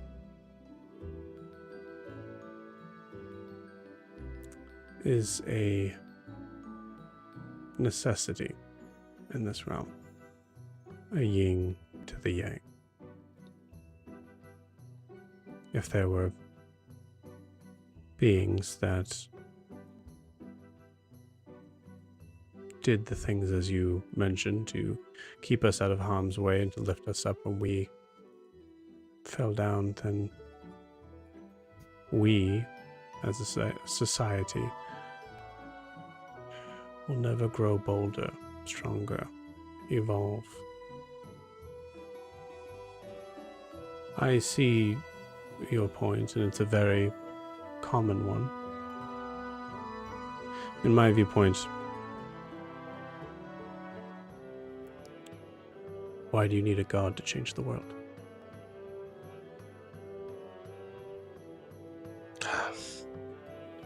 On that, sir, we agree fully. But for a yin and a yang, there must be someone or something that keeps that balance. Feels like they might be missing in action lately. It feels as if things have swung much farther in one direction, and we've yet to see the return back to homeostasis, if you will.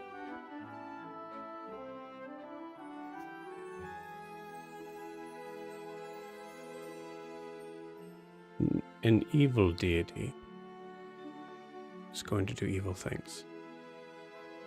A good deity will do good things.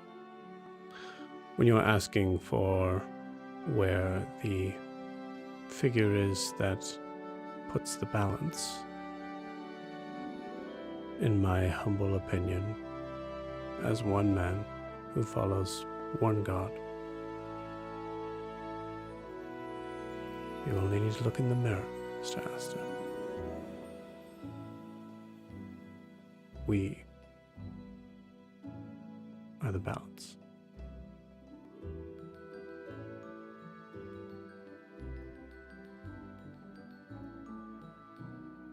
You know, Fen, someday, when the world is different than it is today, I hope to return to continue this discussion with you and give it all the merit that it deserves. But for now, if you would just do me this favor and accept this, please, and I'll hold out my hand with the button off my collar for him.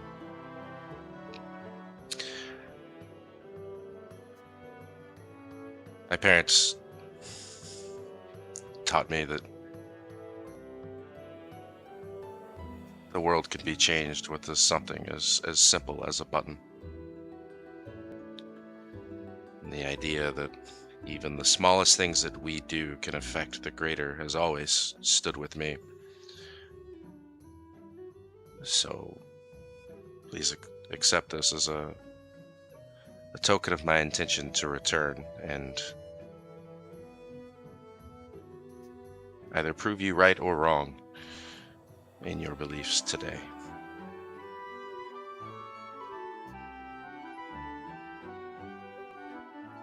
A truly beautiful tradition that I humbly accept.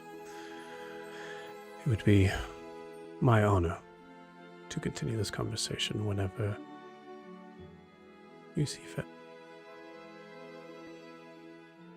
Congratulations on your recovery, Mr. Alistair. I will continue to pray for its healing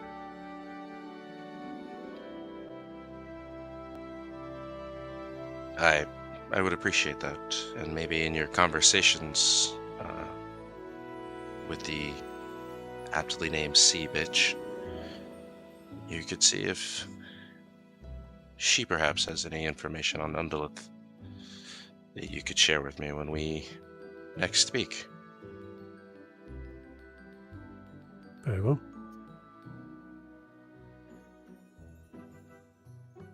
Well, I take my leave, but before I do, Miss Gwyn, I beseech you. Well, yeah, she took off her boot and will let him examine it.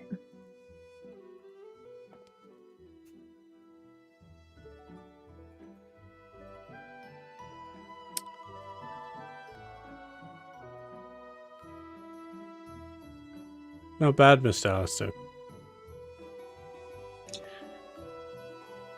I took your approach, kind of more traditional, but with a little magic.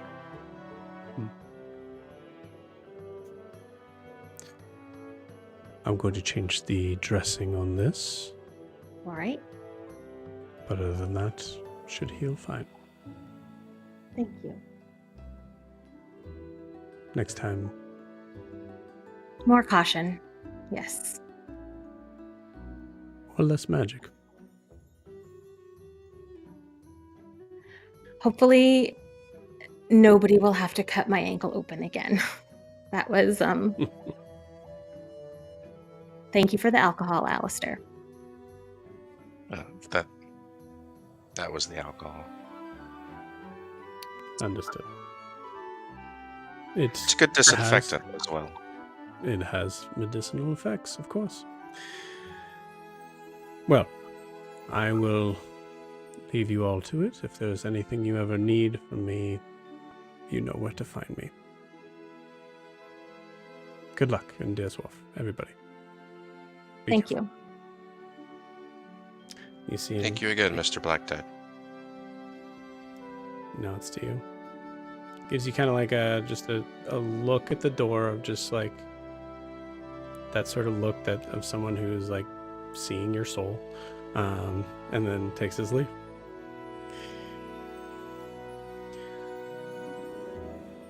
What the fuck was that guy talking about? He's a little spooky.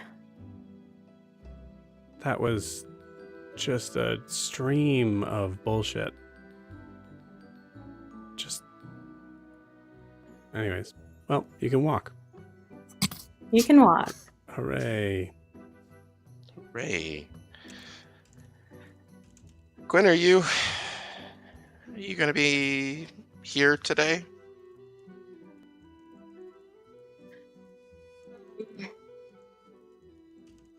I think so. There's something I need to make, but I don't really know how to go about it. What were your plans? Well, good luck with that. I'm just kidding. No. Um, I truly believe he said that. I think he says that, but then like kind of like waits to see if you guys pick up on the joke. Yeah. I mean, if Huxley, you had offered lunch, maybe, but if you need help, Gwen, we can hang around for a little bit. Insight check, sort of Alistair's vibe right now. Does he want to be alone with Huxley, sort of thing? She might not know why, but Yeah, go for it. like, does he feel torn between us, sort of thing? He feels torn between leaving you alone. Yes. Yeah. I think she would kind of look at him and say, I'll be fine here. I don't really know exactly what I want to do. I could use the time to think. There's a spell that I need to copy. Truly, I'll be fine here for a little bit. I can wait for Siobhan to come back. What are you making? And don't make us beg. To make a focus now that I am changing focus, so to speak.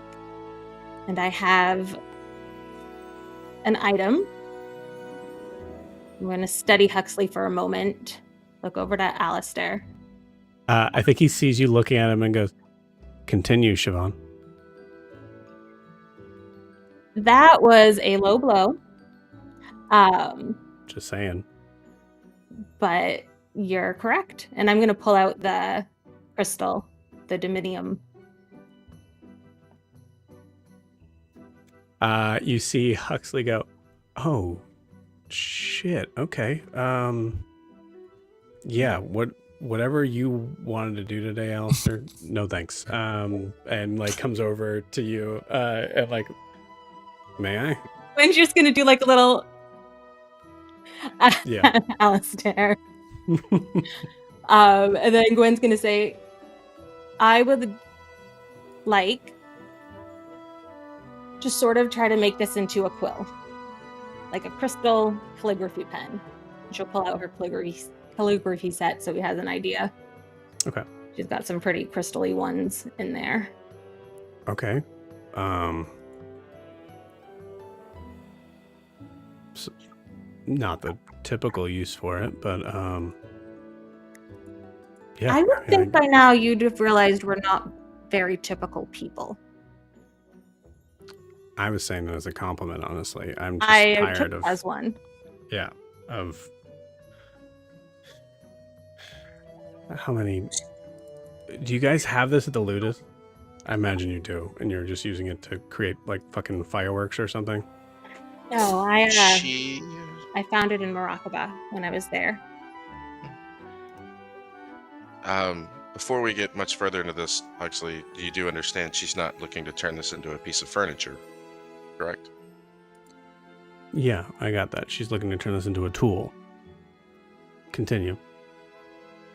Tool. He says that under his breath.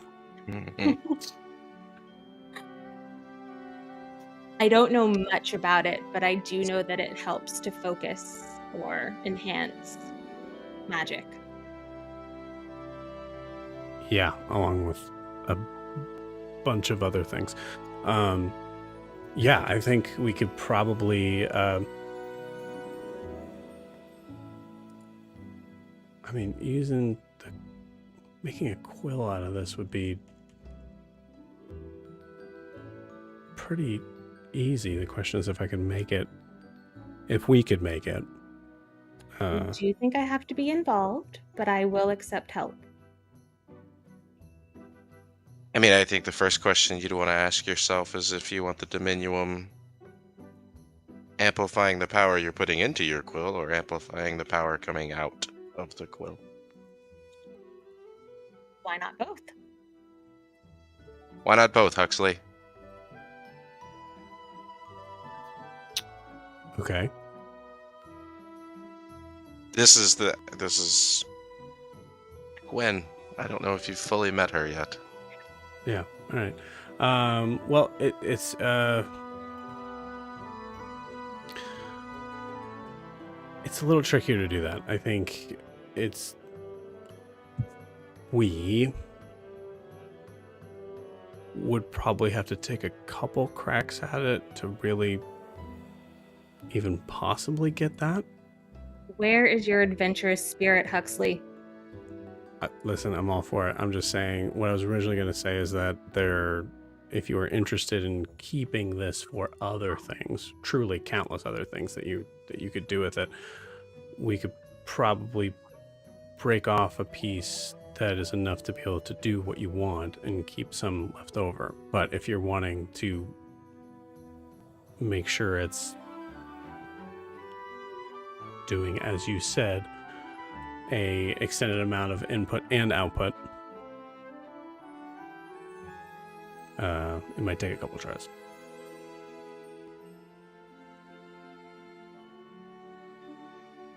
Do you think that the couple of tries would use all of it? Yeah.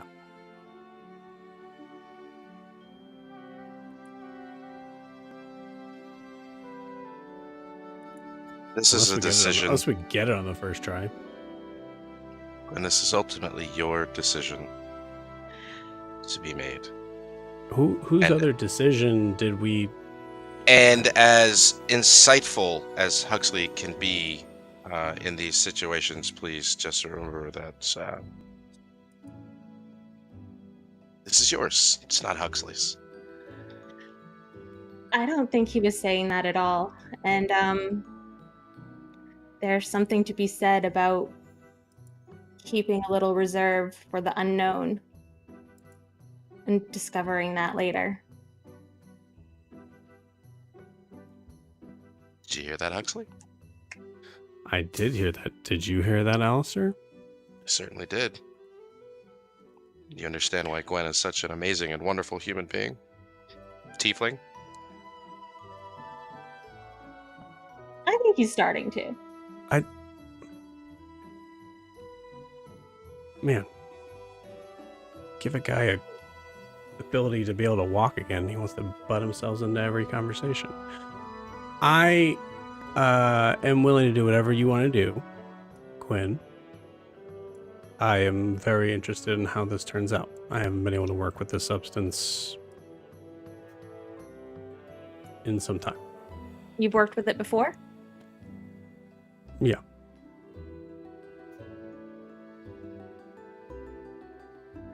Let's go for output. Okay. And it'll be a surprise what else we can do with it later. Sounds good. So we'll say this will take some time, but I'll say like mechanics wise, Gwyn, roll me an Arcana check, and then Huxley, in his like skill on that, is automatically giving you a flash of genius. Oh, much better than last week. 18 plus 6 18. is 24. Ooh. Hell yeah. Is that right? Yeah. Yeah. Cool. With a 24, you please describe to me what this quill looks like. Geez, I think I had a picture, but I imagine that we may use one of her calligraphy pens as like the base. So it's this very beautiful sort of spiraled, crystalline, that sort of swoops out into to look like feathers, but made of crystal. Cool. See if I can find the picture. Great. At a certain point in the middle of like working through this, so how important is the feather thing to you? Because it's not a feather, right? Just going to look at him with the patented Gwen. Why are you asking stupid questions? Look. Okay. All right. Okay. Oh yeah, that looks fucking sick. I love that. Cool. Yeah. So you managed to get it on the first try, being able to kind of make this pen. Okay. You want to give it a whirl? He will take a breath, sort of center herself. Oh, do me a favor. Just don't point it at here, here, here, or over there. Right. She's just gonna close her eyes and imagine like a sort of shimmer to sort of start coming out of the end of the pen. It looks a little bit, as it comes out, it forms into like arcane runes and then sort of settles around. And hopefully when she's done, she will have cast mage armor on herself. Sort of like sparkles and then settles into, hopefully, mage armor. Sweet. Yeah. And it absolutely does exactly that.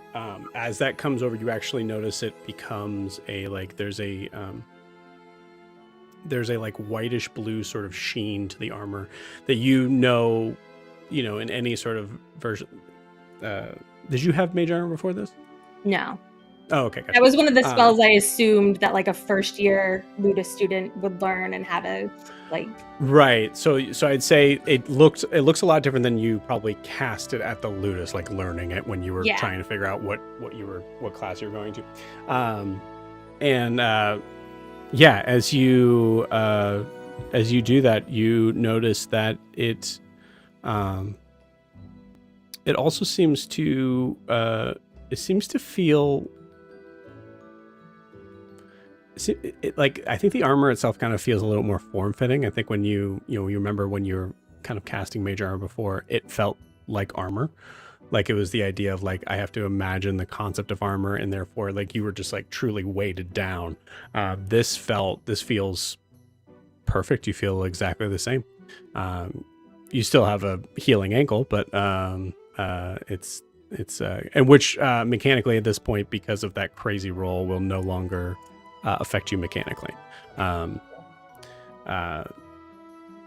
And I think Alistair would notice that, like before, her magic was sort of like inky smoke that would come out and like settle in and form words.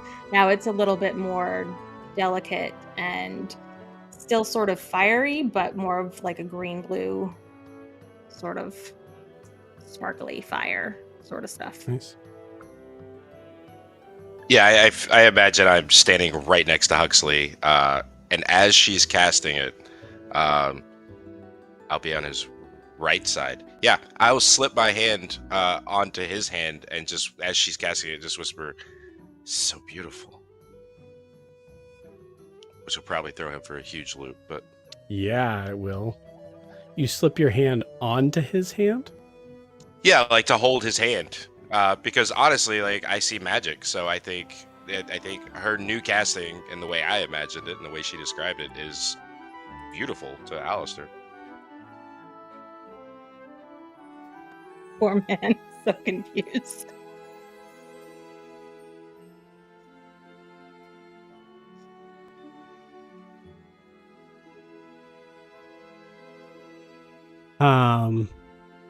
Joe, if I may, while he and you are blue screening, sort of thing. Yeah. When she's done, she'll open her eyes and she's just gonna grin, and she's first gonna kiss Alistair on the cheek and then Huxley as well, as like a thank you. Okay. I think I'm trying to think of how Huxley's gonna take that. I think so. I rolled a 16. So there's a moment where I think he doesn't walk away. He doesn't really he doesn't move. He doesn't pull his hand away from this.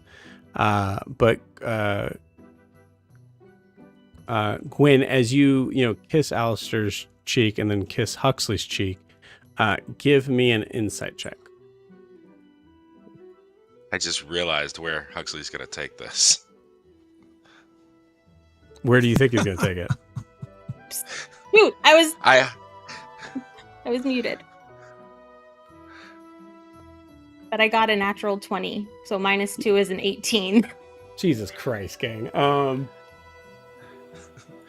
Cool. As I'm thinking on how much to give you on that, yeah, I'm curious. Where do you think he's going to take it? Yeah.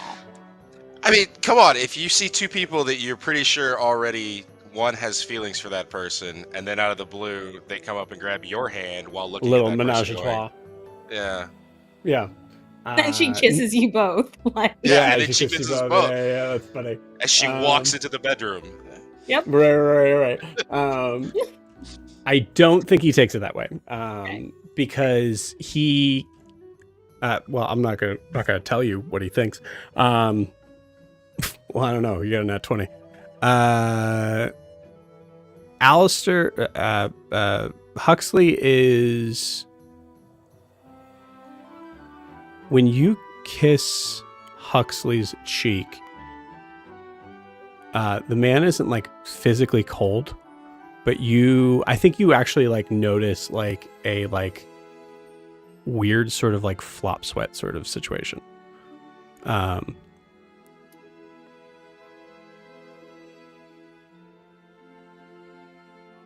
And you know, I think I'm just gonna message you, Gwen. Okay. I think there's just like there's certain things that are gonna be, yeah. So if he's dumbfounded for more than 3 or 4 seconds, I mean, I'll look at him and just be like, I've never seen someone cast that spell that way. It was beautiful, really.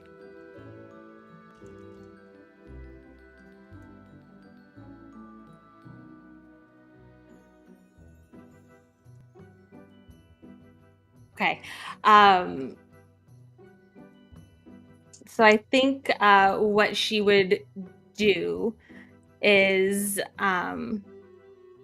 she would have gone into the bedroom, like we just said, give them that moment, wait for a moment, and come back out with her spell book and say, I do have some more work to do if you wanted to go for a walk.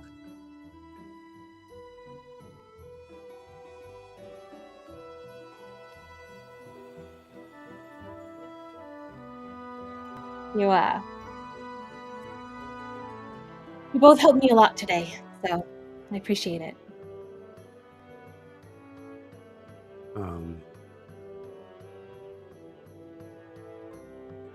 Yeah, you're welcome.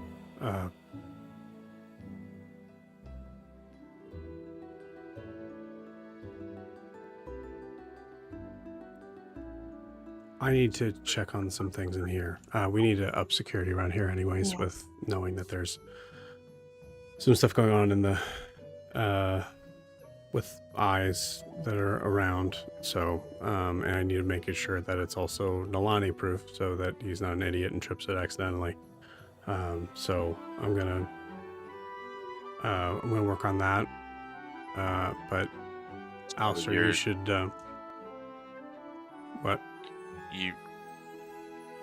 Earlier you had mentioned that you and I could go grab lunch or something while we wait on. But that's, I mean, the time that I had spent already working on her stuff was time that I was going to be spending getting that ready, and now that time is gone. So okay. Yeah, I mean, Lester, why don't we go try our new leg and new ankle for a little walk? Give Huxley some space to work. I don't need space to work. Anybody can just be around, just saying that these are things that need to be done around here. Alistair, you know, you're going to want to, walk out of here. Of course. Sure. Yeah, and you know what? If you have time, you could look over the plans that I gave you, or not, or... Yeah, I'll look over the plans. Yeah. Yeah, we'll be back in a little. Gwen, let's go try out that ankle. I also, I forgot. I have to work on a project for someone else anyways that desperately Gwen needs tries it. real hard not to laugh at that. Like, stone face. Yeah. Yeah, somebody else. You have a project for someone else, of course. Yeah. You think that you're the only people that I know? Gwen is gonna just tug Alistair out before this gets worse. Yeah, good luck with what are you, like a hutch? Are you making a hutch? No, I'm making, if you must know, I'm making an arm. Okay. For someone who needs an arm. Yeah, I mean, why else would they be asking for an arm? So there's the magic shop, Gwen. Good luck, Huxley. If you need help, I left some tools here. You can use mine. They're in much better shape than yours. Gwen is internally face palming. All right, yeah. I like my tools, but thanks. Anyways, Mine are clean. mine are used.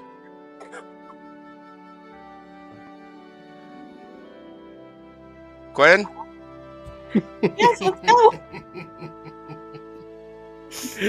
And you head out of here in a mixture of very confusing emotions. Yeah. What a confusing emotion day. Don't worry, this we've got has time. We'll have a become. conversation on our walk to the magic store. Incredible. Cool. So we're going to switch over to our other friends who are gallivanting about town. But before we do, we're going to take our 10-minute break. So we'll see you guys in 10 minutes.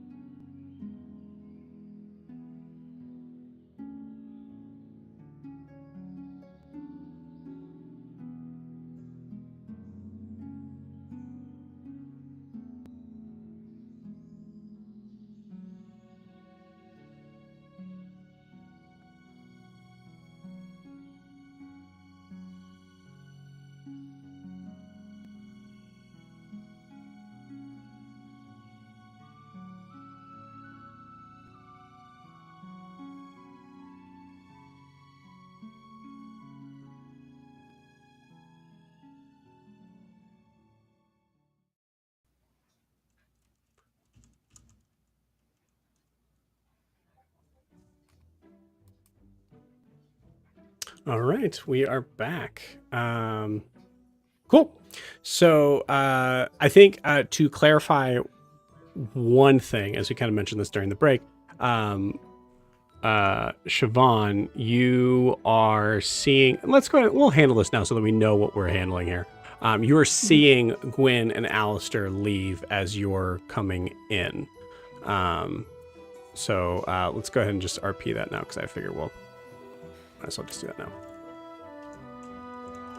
But I will say, I don't know if Siobhan's coming back as the same person or what. She's not. Okay. Can I As the same insight person as check you left? them right now? No. Cool. Can Then I I just don't insight think there's check a- them yeah, go right ahead. now because she I want to vibe check them to see if they're receptive of Go for it. math is hard. 22. What do you think, gang? What are you trying to get? Like, are I'm trying they to see like if they're if they're in the middle of something? if they're in the middle of something, if they're like having their thing, like the clicky Ludus thing, and they're like, The Ludus kids? there's a I would vibe. There's a say- vibe of old friends that you just don't want to get in the middle of. There's certainly that 100%. vibe. I would say with 22 and just Siobhanness in general, I think you would notice that Gwen is leaning a little bit into Alistair and has like a sort of amused / concerned look on her face, and like she's thinking of, like she just looks like she's got something on her mind, but is trying to think of how to bring it up. I think there's also something too with like Gwyn of like Gwyn, who's been a little down in her luck lately, Yes. sees some place that she can actually help in. Yes. That like this is a little bit of my wheelhouse, sort Yes. of. And so I feel free to correct me. I feel like seeing Gwen almost energetic and peppy might not be something Siobhan likes right now. Yeah. Given her, I mean, feel free to go with that how you want to, but she doesn't look like somebody who just had a fight with her friend. Yeah. So, Oh God, And yeah. Alistair That's with the 22. Yep. So with 20, but like he was just, I just feel like he was acting different. Like something changed, and I don't know what it was. And you felt it, right? a lot in common in certain ways. I don't really have time for this. But he was different though, right? Yeah, he was different. I like the new you, by the way, a lot. Like, I do too. So Siobhan, you hear that? That was Alistair with the 22. Okay, that was Yeah. insightful, very insightful. Yeah. Yeah, she's not gonna approach them. Cool. Yeah. She's gonna wait till they're gone and then knock on the door and go inside if Huxley lets her in. She's gonna see nobody else. If there. Huxley lets her in. You, oh my God, I rolled a 2. You immediately hear just a no. Open the fucking door, Huxley. Comes to the door, just opens it.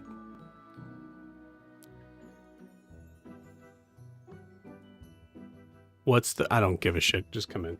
Come in and kill me, whoever you are. All right. I have a question for Alistair. Did you leave the bag of holding with all the gold here?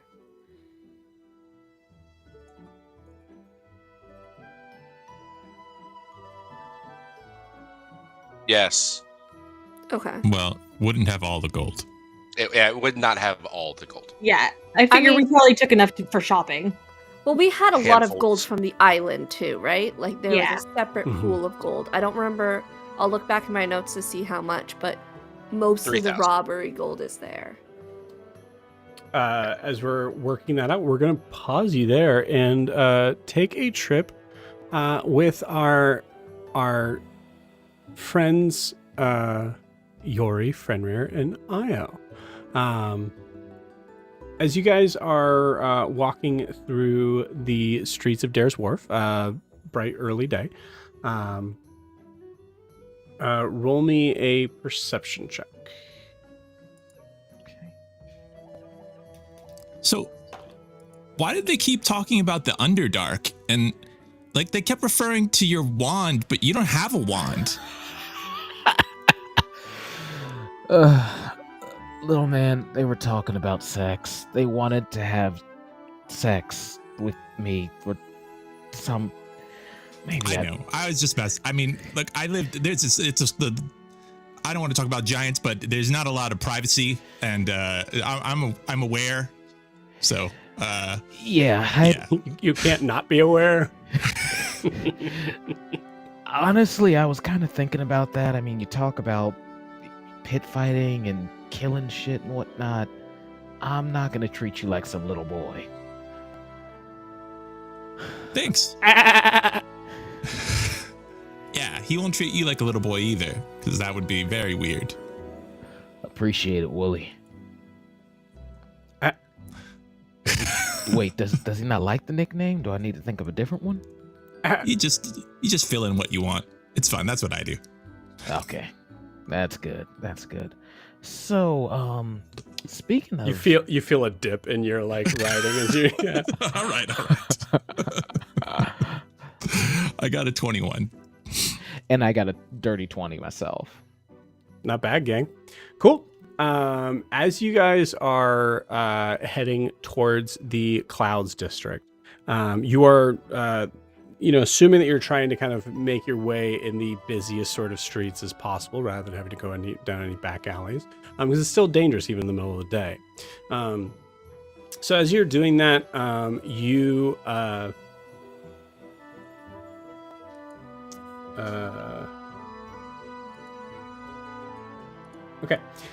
notice two figures that you recognize.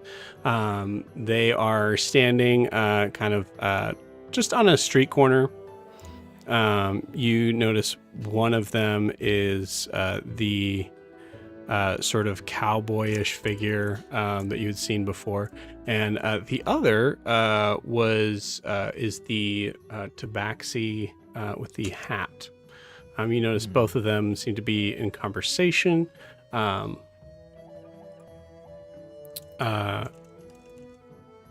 But I will say, you hear the phrase, "No, I don't see them anywhere yet."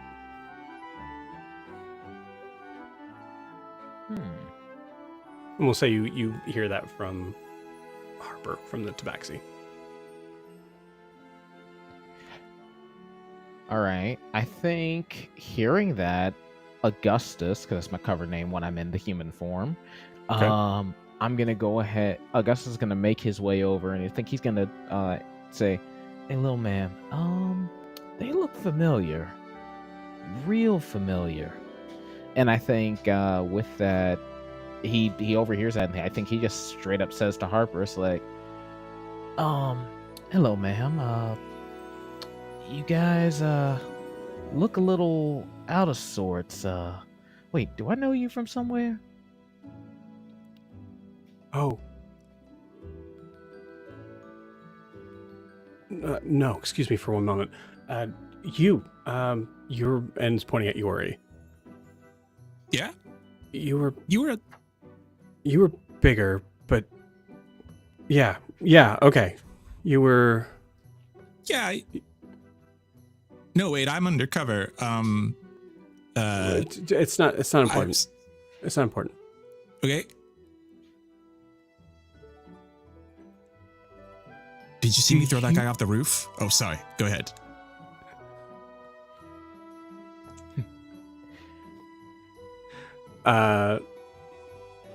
Do you know someone named Kara? What are we supposed to say here? Augustus is responding in his mind. He says, try to play a little coy with her. Give her some information. Basically say, Do you think Depends you on who's whispered asking. in like Io's ear, or do Good you think you Yeah. you like loud whispered it from where you are? I mean, he's not super subtle. He whispered it, but like I think there's a chance it was overheard. Cool. Not necessarily like loud enough to definitely hear it, but also at that he goes, I'm maybe I do, and maybe I don't.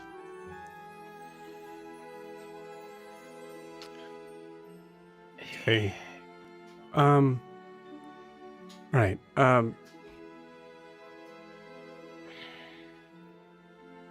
Dirt, can you and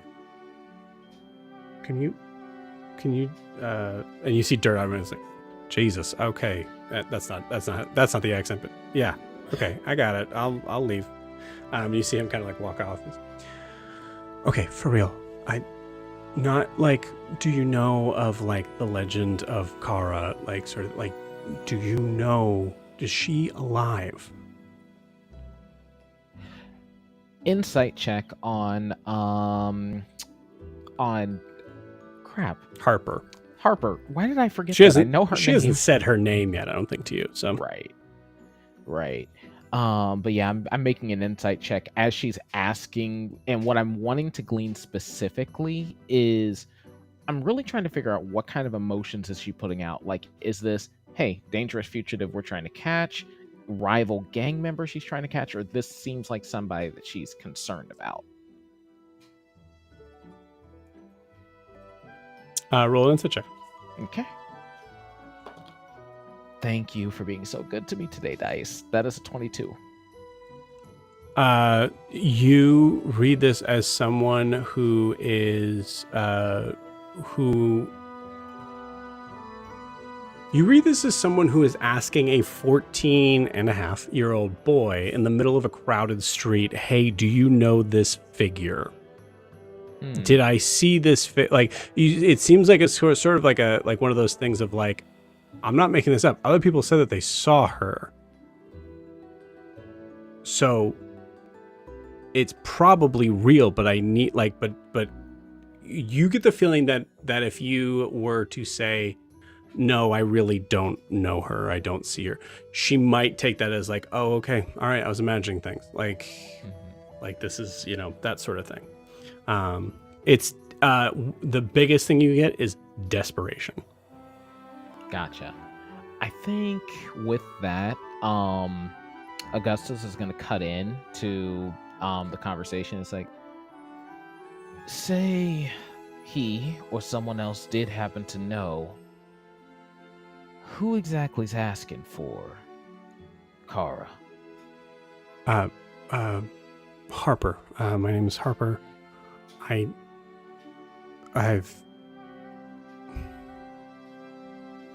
I've known her a long time, and I'm gonna roll. Oh no! I rolled a 5. I knew her a long time, and I didn't.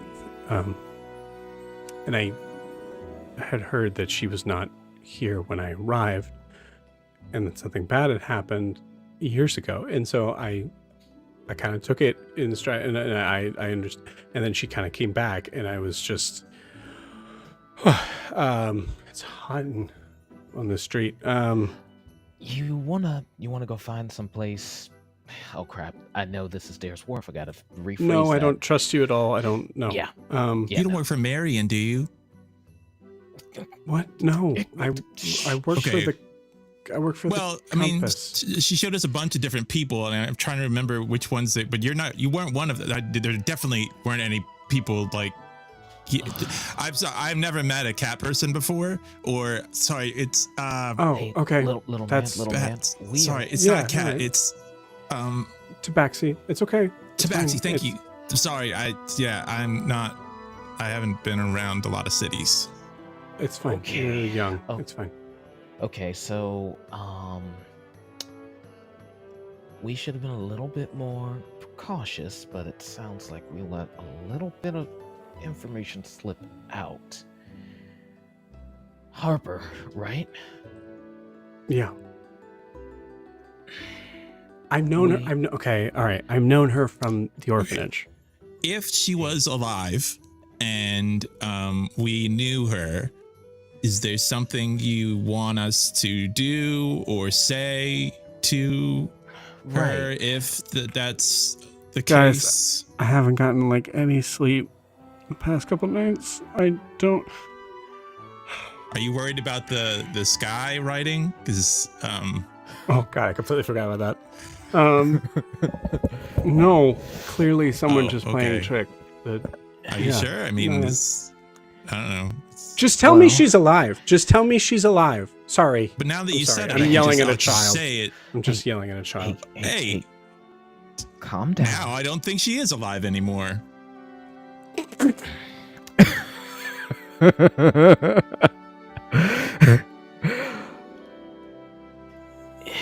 Please take a point of inspiration. That's Awesome. That was so fucking funny. That was so good. Now I don't think she is. All right. Getting back in. I can see the hurt in your eyes. If anyone ever repeats this, I mean, if I'm never gonna repeat this ever again, yes.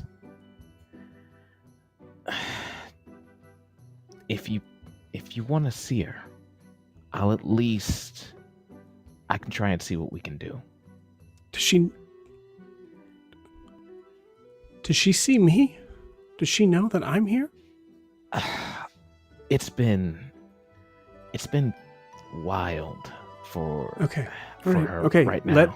Let her know Yeah. that Harper is here and I can see her. We're kind of in the middle of something watching this kid. I can't get into the details of it right now, but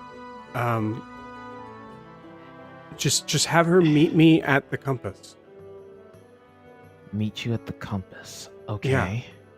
Yeah. Which one? Remember, she told us about that. Oh! But- It's like a place. Yeah. A group. Okay. It's safe. And- It's perfectly safe. From what You I hold hear, children there? actually, specifically, Well, you No. said you were doing something with a child, and it's like an orphanage. She looks just a quick look around. No, I didn't say anything like that. You said it's child. No. We're watching there's a very important kid that's there that we're just making sure is safe until their parents come to get them. This is so much explanation that I just. Is there a bigger person there? yeah, I'm supposed to find a bigger, like a giant. Like, do you know any? Have you seen? Snorri told me I was supposed to just maybe find somebody who was like, And- my folks. Roll persuasion check. and I think if needed, Io's giving him advantage in the way of saying. Inspiration. Well, I was gonna say, if you want to save the inspiration, Io would definitely be saying, "Hey, I mean, we just gave you information that's pretty dire. Can you help us out here?" All right. My roll was I'll a allow it. 13. Okay.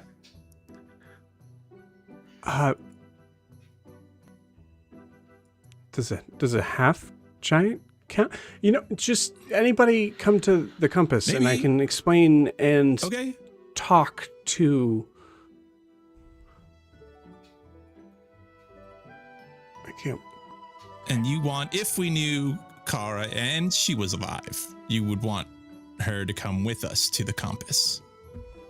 Is there like a time you'll be there? Are you just over there all the time? 100% more important. Like, honest, I'm so sorry to say this again to a kid, but it's important to. I don't know how other to say this. If you don't come and she comes, that's fine. Either of you don't have to come. Just her. You said a lot of interesting things. So, there's like an important child. There might be a half giant there. It's like a. Yeah, it's you're there. That's another one. Because I guess it's. I don't know how to react. I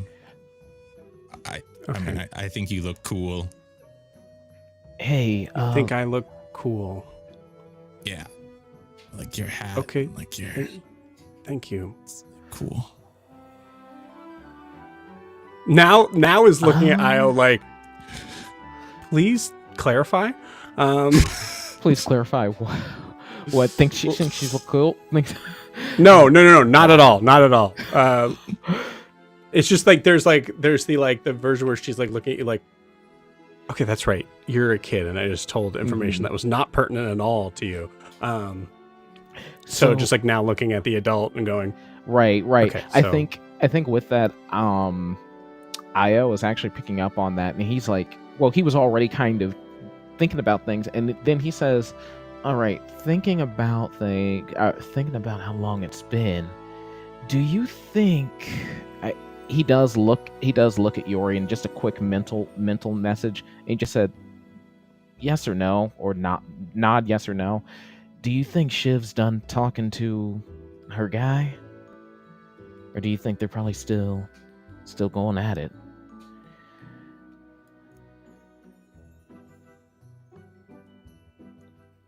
Was that a shaking his head no?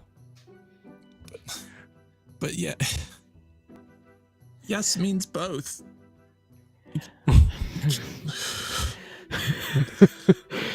You know, I don't know if our mutual friend is busy or not right now, but honestly, just today. Just how about right now? tell her. Okay. How tell about her I'm right here. now? Okay. Okay. Right now, I could say right here. Yeah. Right now, I'm gonna go ahead and let her know you're right here.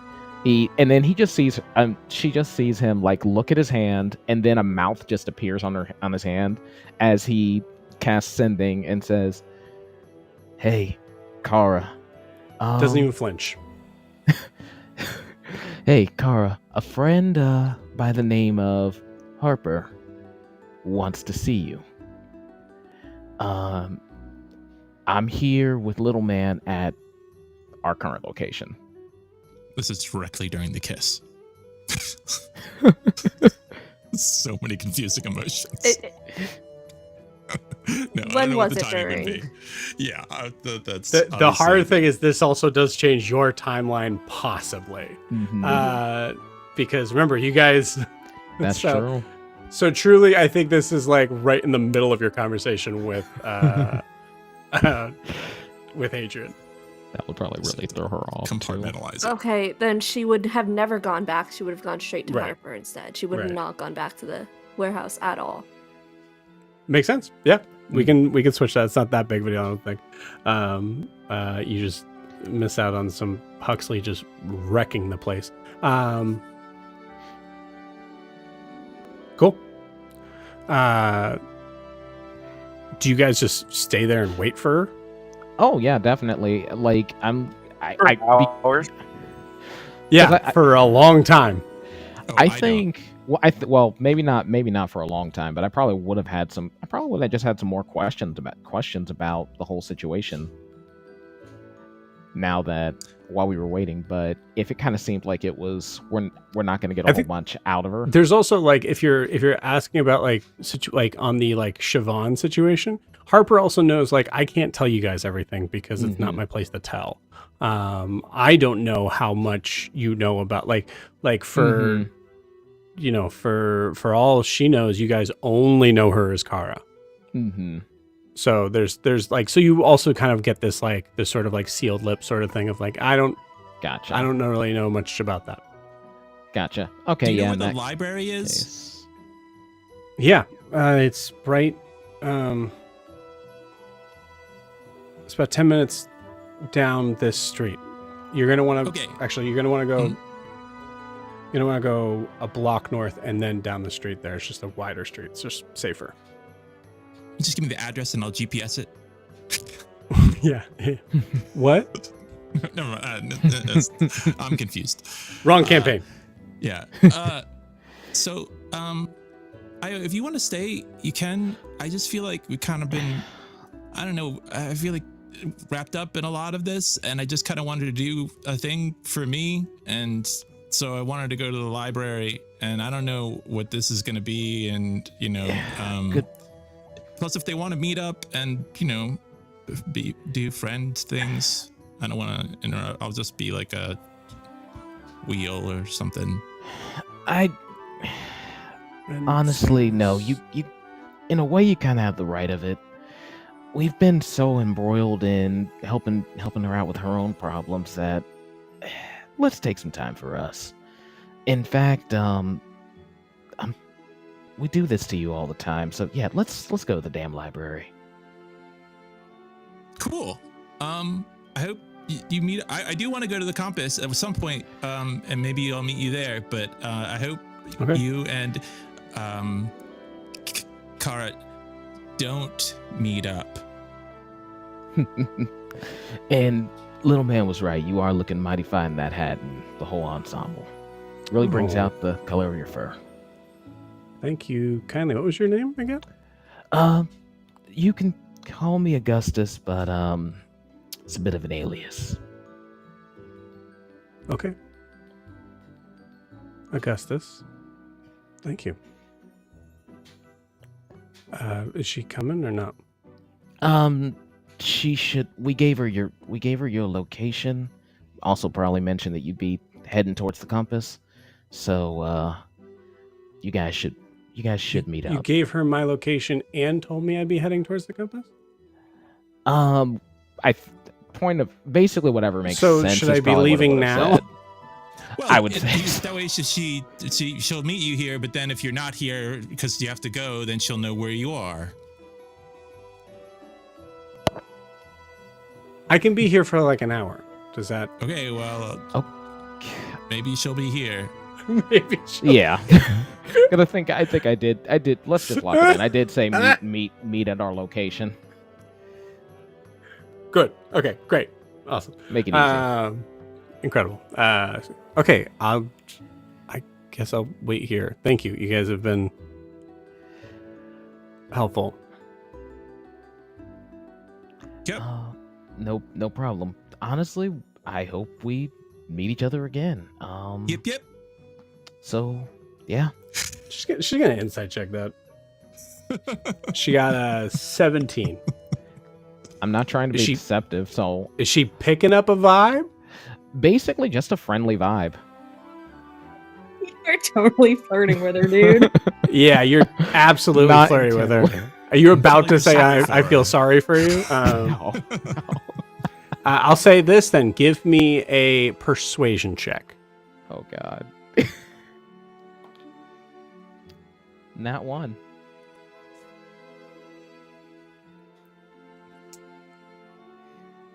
Yeah, I look forward to seeing you as well. Sorry, I'm just... thank you. Okay. Yeah, you guys can... Yori is already like a block down the road. Yeah, you can go. Or you can... This is just awkward. I feel like we already said goodbye to each other. So... Also, your friend is, like, now turning the corner. Yeah. Kind of looking back. Yeah, sorry. See you later. And then, yeah, he's starting off. Okay. Yeah. I thought that was implied. That's why I didn't say anything. So much sexual tension in this episode. I'm going to rename this episode Sex, just all capital. Somewhere a little pin is sticking into a doll of Io. Yeah. Oh, definitely. Well, we kind of got some of you guys, some stuff with you guys done, but timing-wise, you guys are still behind. But we'll say, so you get to the library, simplification to this. Actually, I'll ask this. Yori, what is your intention on going to the library? What are you trying to do? There's actually a like list of types of books that Yori wants, which is it's not like huge. It's just like how fairies are born, gunpowder and explosives, designs to houses in the area, ways into the Feywild, anything about the Violet Court, and then stories. Like fiction Cool. books, fun stuff. If you can Discord me that list, that would be I great. will. Yeah. Cool, but we'll pause you there. As we go to Nalani. As you were heading uptown, I believe. I think Nolani's making his way to the archery shop. Okay.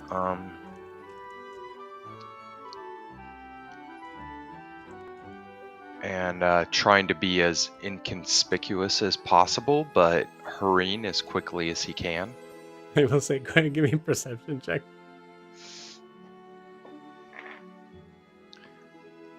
It's a 4 plus. It's a 9. Like ships in the night. You walk right by as there's a conversation that's happening between a tabaxi, a fairy on a packle, and a human-looking Aya. Okay. Don't see him at all. Nolani's just thinking about, I can't let people around me be affected, and I need to protect them if something's happening. And I just, what's that smell? It smells like the warehouse right over here. Is that packle shit? No. Keep going. Just keeps on walking. I think he kind of gets to the store and is kind of cautiously going to try to peer in the front windows and see if it's open and is Lyra in there.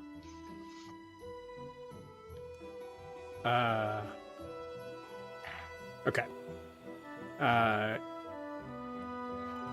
Yeah, Lyra is in there.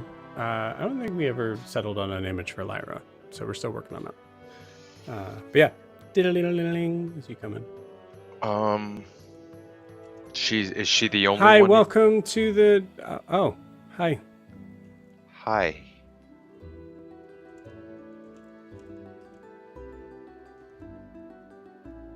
I am so sorry about everything that happened yesterday. I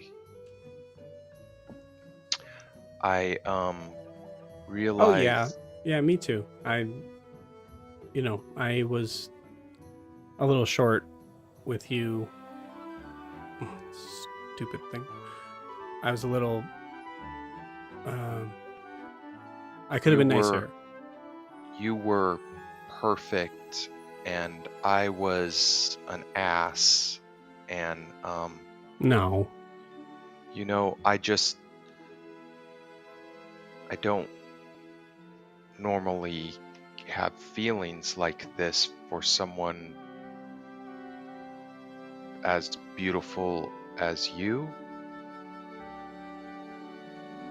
And I realized that I probably screwed things up with us, and I didn't introduce you to my friends, and you probably have all the wrong ideas about them, but I just wanted to say I'm sorry. Persuasion check with advantage. Ooh, 17, 23. 23.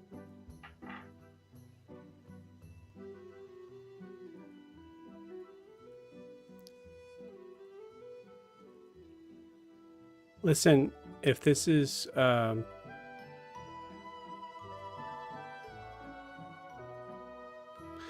like a joke or something. No. It's not funny, and I assume that it's just you and me here, so it's even crueler if you're doing that and there's no audience. No, it's no joke at all. I truly am sorry, and you do not deserve to be treated the way that I have treated you the last few times we've met, and it's certainly no joke, and I would certainly understand if you want nothing to do with me anymore. And Think the other stuff the other stuff that you said. about my friends, No. oh, about you being beautiful? Yes, that's very true. And it's a very real feeling that I have. I'm going to step closer to her. She gets up on the table and launches herself at you. And you guys make out. Yay. For like 3 hours. No. I think Nolani is going Con to be save. Yeah. Con save, yeah. That's Can't big say. first girlfriend energy.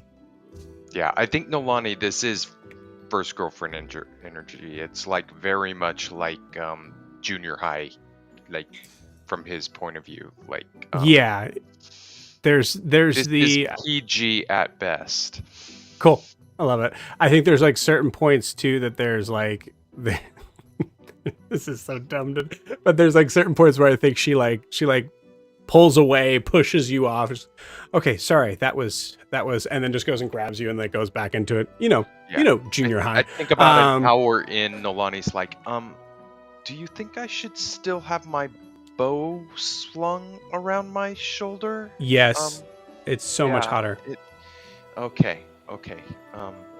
I mean, but the fletchings are getting messed up in my Okay. arrows. Yeah, just take it off. You want me to take it off? What? Well, just take the arrows out, but don't put them on the ground. Just Yeah. just put them up here. They're still Maybe you're gonna ruin them. maybe we should just hold hands and I can look into your eyes. Okay. And then he kisses her.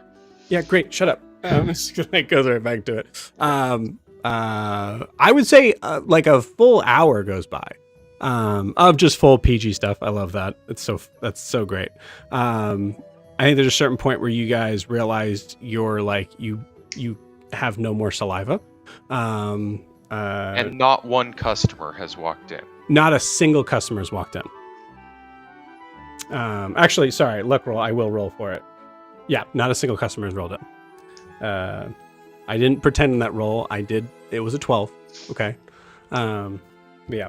So I think there's a certain point in time where you guys like actually are like, you guys need water. So you guys go out, and there's a certain point where she's like, well, it's pretty light day. I could probably just call it a day. Yeah, I'm just gonna do that. And you see she like flips the sign to closed as she heads off with you and is going to spend as much time with you as you will allow her to do. Nolani is going to try to work into breaks in conversations, like questions about her, among other things, specifically, like where do you live in the city? Like just sprinkled over the 3 hours, not like interrogation style, mixed in with, so what is your favorite color? And do you like daffodils? Have you ever smelled packles? They really can stink if you leave them in a closed area a lot, So it's not in such a way that like it feels like I'm zeroing in, but to not role play all of that, just the specific things would be more like, where do you live? Do you have many siblings? Do you have extended family? Those sort of things. Give me a persuasion check with advantage.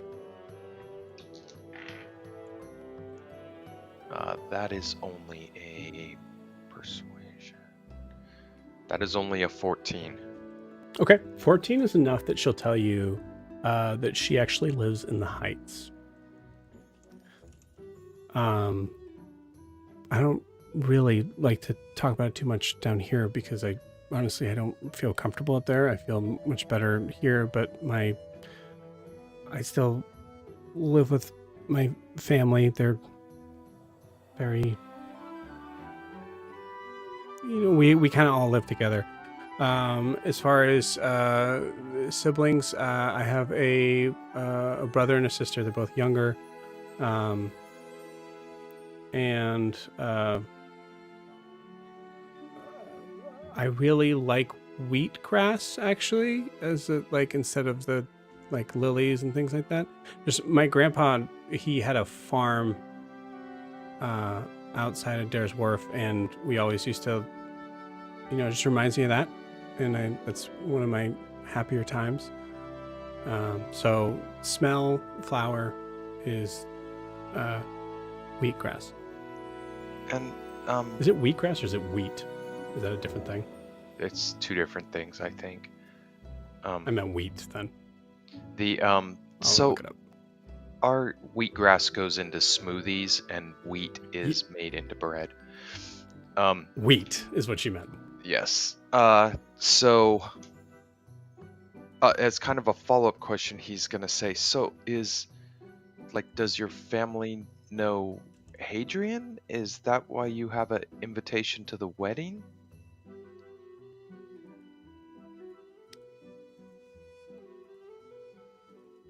Yeah. Is insight check, does she change at that question? You rolled a 14. Yeah, I know Hadrian kind of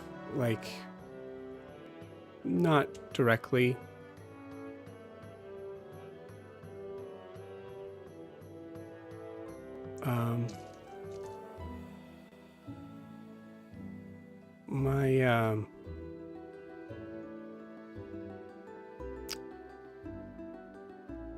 My family works for someone who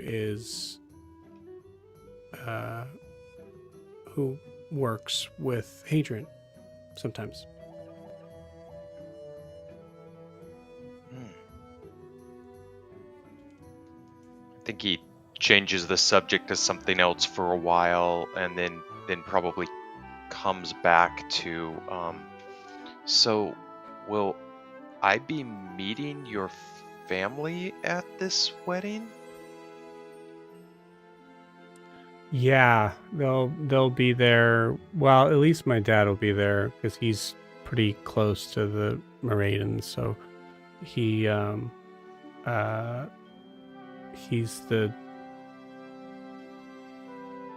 he would be the one that'd be there. If they have a sitter for my brother and sister, then my mom will also be there.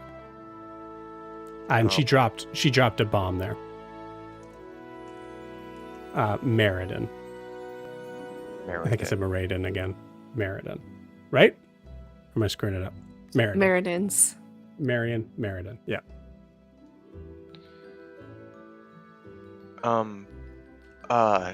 Yeah,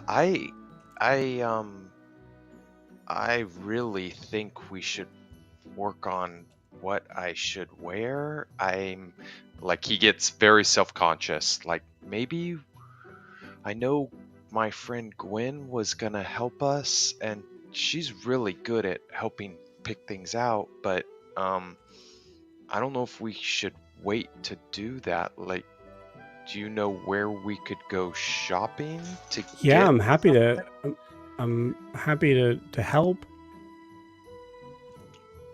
Okay. I think he's gonna go shopping with her Cool. for an outfit. You got it. You go to Vespers. We'll pause you there, but that's great. Cool. Back with Siobhan, I believe, right? Is that the order we did? Yeah, I think it's Siobhan now. So, Siobhan, small retcon, as you're heading back, I think you're like kind of in a stupor and you just remember in that moment, like, oh, Harper, and it's right when you're about to either keep going or take the turn to the sharps. Yeah, I think she shifts into what could be perceived as an older version of Ellie. So she just picks like a blonde-haired, blue-eyed woman. Sent you a photo for that if needed. And then she books it towards where Harper was, and if she's not there, she's gonna keep going to the compass. Cool. Yeah, roll me a luck roll. 8. 8. Cool. You got it. She's not there. You go head to the off. compass then. You head off. You go to the compass. Incredible. Cool. So as you get to, I'll say, give me an Arcana check. I'm good at that. Let's see. +0. Let's go. 5. Killer. So as you get to the compass, you see Harper just comes out to the front, and goes, "Oh, hi. Can I help you?" I was told you were looking for me. Oh my God. She swings over the banister, goes and I run and hug her too. Beautiful. Grabs you. Probably would have tackled you to the ground if you hadn't been moving forward. And she is sobbing for like a solid 30 seconds. Saying words that don't make any sense because you can't understand them. And then finally kind of catches her breath. Okay, so this is... Who am I talking to? We can just go with Ellie. Good Okay. old days. Mm-hmm. Yeah. Oh my God. So much to... You can come in here if you want. You're here now. Yeah, like I said, so much to talk about. Same. I need your help, and I've been looking for you for a while. I tried to reach out. Something big's happened, and I need you. I'm there. Let's talk about it. And you walk in. As you walk in, give me a perception check.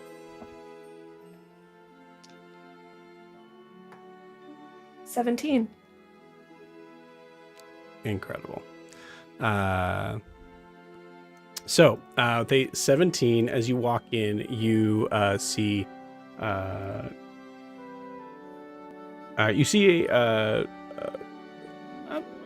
I'd say maybe like 5 or 6 people around here, all kind of like sitting at bar tables, but most people aren't like necessarily drinking, and if they're drinking, they're just drinking like water.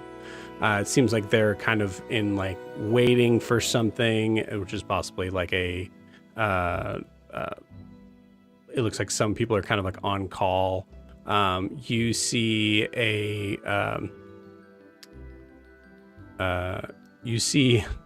Dirt, excuse me, is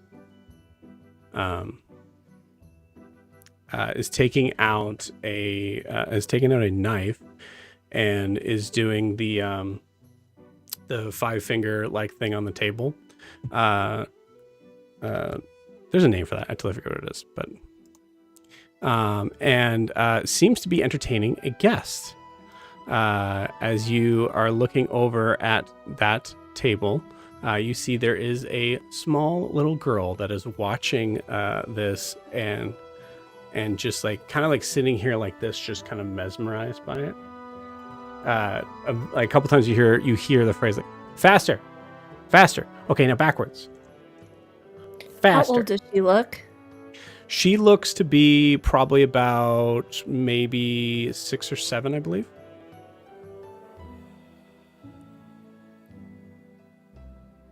I think there's a part of her that stutters a little because she knows her daughter has her gifts, some of them, and there's a 7-year-old sitting there and she just freezes and looks at the girl. I'm gonna roll for Who's- Alyssa. Okay. She's not. Harper, who's that? Oh, it's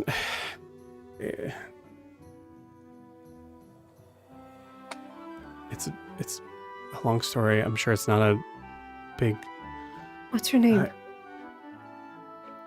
Alyssa. Where are her parents? What? Harper, where are her parents? Do you know? What do you know about her parents? Do you know? Does she know? Did she? Harper. Okay, all right. Okay, yeah. What?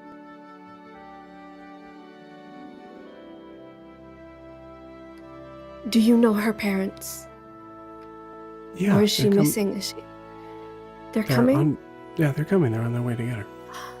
Oh, Like in a couple days. makes sense. Okay. Sorry. We have a lot to talk about, Harper. Yeah, that's okay. What?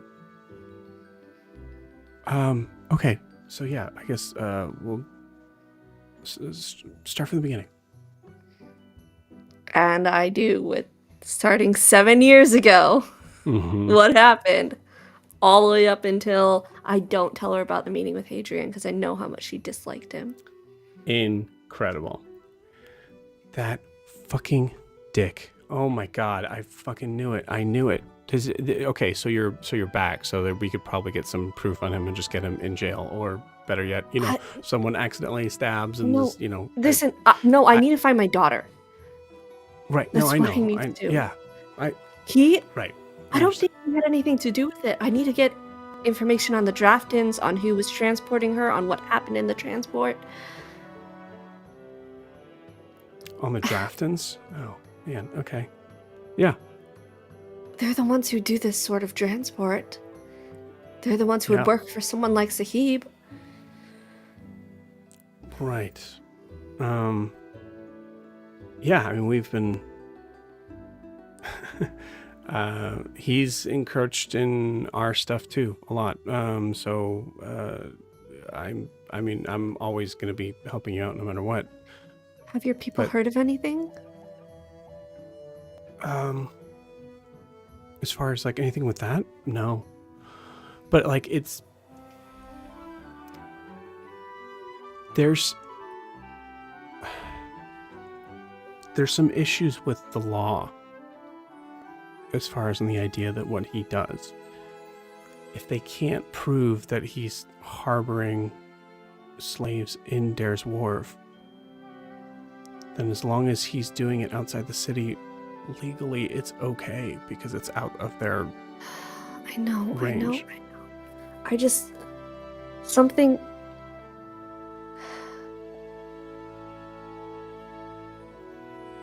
It's all gone to shit. And I need to find my daughter. Something happened. She never made it to Sahib, so I don't know if they double-crossed him, or... I need to know what specifically happened. Why she never made it.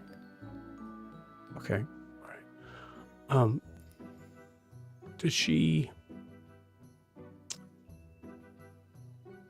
have the same hair as you do, or does it depend? No, she... And she gives you a look that clearly tells you, like, I didn't think it depended. okay. I thought she was normal, but... I'm not so sure. She could just have... She could develop the gifts later. She's not fully like me. She's... half elf.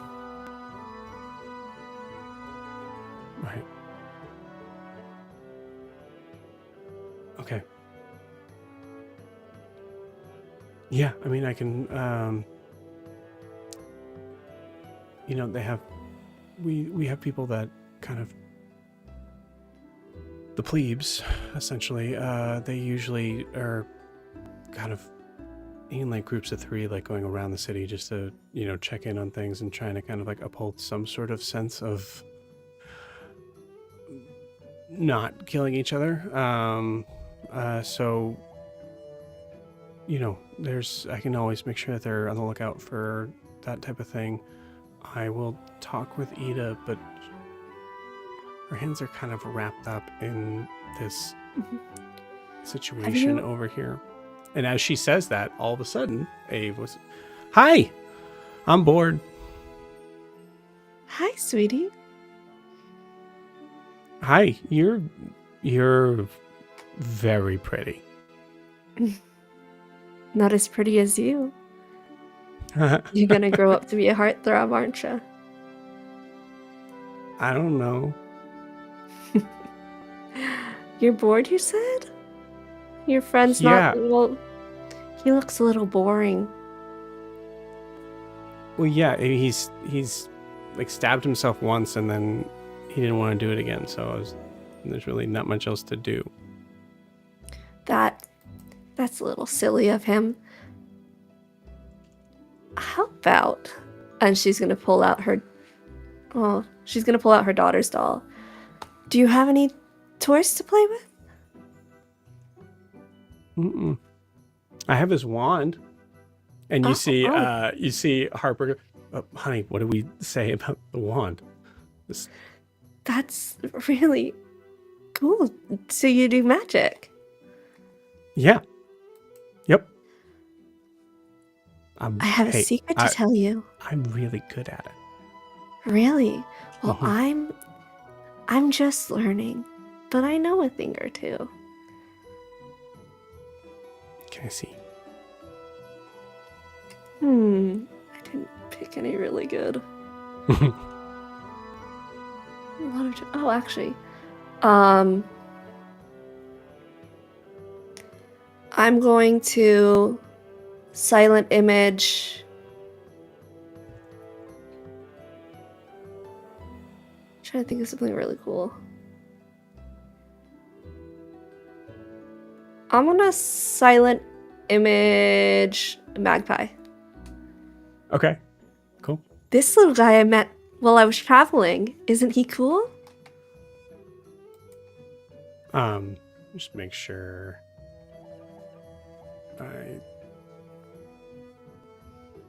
Okay, cool. Oh, wow. That almost looks like Ianthe's skin. It's like the same color. Do you know Magpie? Ianthe? Yeah. She has the same skin color as a spider? Oh, sorry. The name Magpie, not a bird. Got it. Sorry. Oh. Yeah. I was like, wait, hold on. Yeah. Just a giant. Okay, so you're doing like a miniature version of Magpie, yeah, the character. Cool. Yes. Cool. I thought you were doing a bird. That's not where my head went, but fair.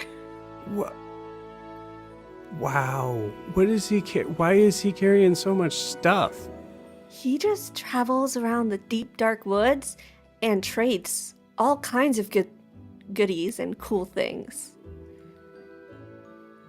Like all over in like North Imea?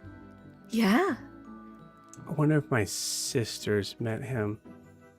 She ran away. Oh. It's okay. Sorry to hear that. I kind of ran away too.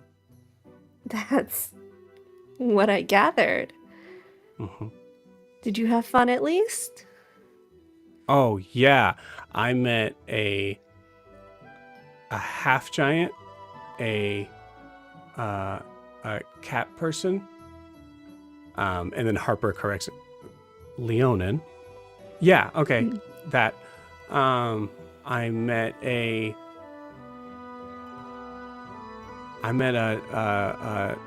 green version of whatever Ianthe is, and and Bix, who's a goblin. Did Daphne ever tell us her sister's name? Did she ever tell me her sister's name? I don't think so. I don't. remember. Okay, I don't think so. that's fair. I think Yori might know, but I'd have to go back to that episode because he did specifically ask her about like, hey, what about your sister? And like he made a point to like ask her about some stuff, but I don't know if she said that name. Yeah. Wow, that's really cool. And your friends, are they out and about right now? Yeah. They're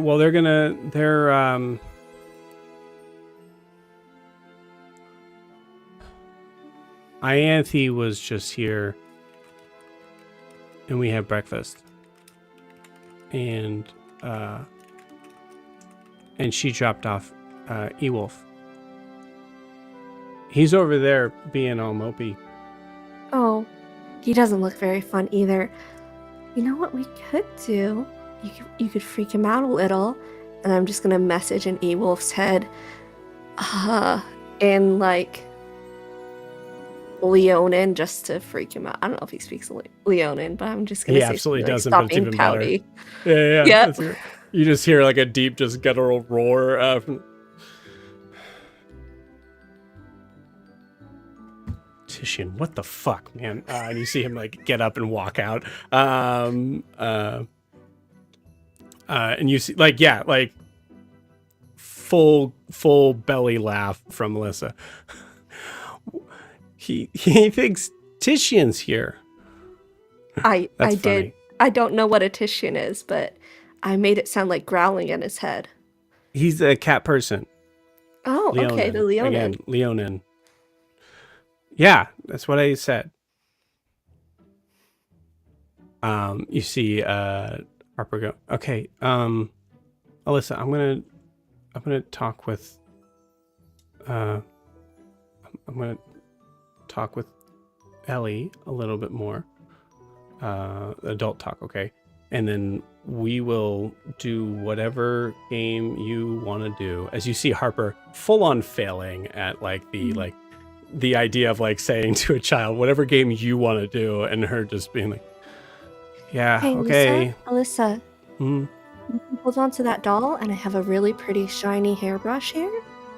If you want to just hang out for a couple minutes, I'm going to talk to Harper here, but I'll stay here for a couple hours and we can play a game later if you'd like that. Okay. Yeah. I love that. Why don't you go see if Ewolf's still freaking out? Okay. All right. Does she have a name? You can name her.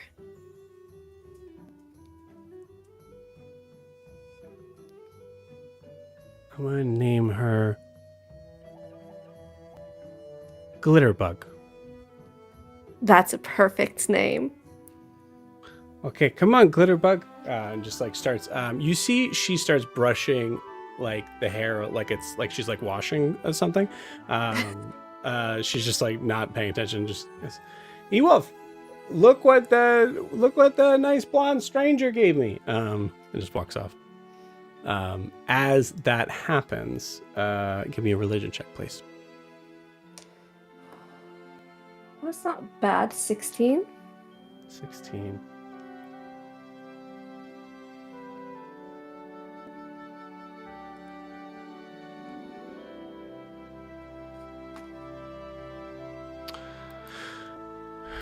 You hear in your head, he is now, Mask is now switched back to being Carter.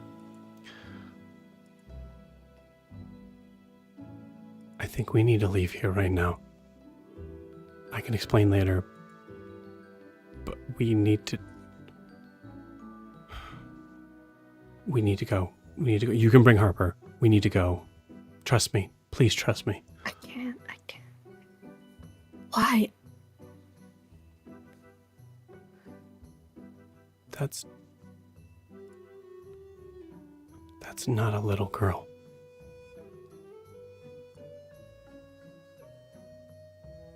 And we're going to pause you there. Alistair and Gwen. I think we're coming to you guys next. What are you guys doing? Right. So I think Gwen would, along the walk to the magic shop, so about Huxley. About Huxley, yeah. What about Huxley?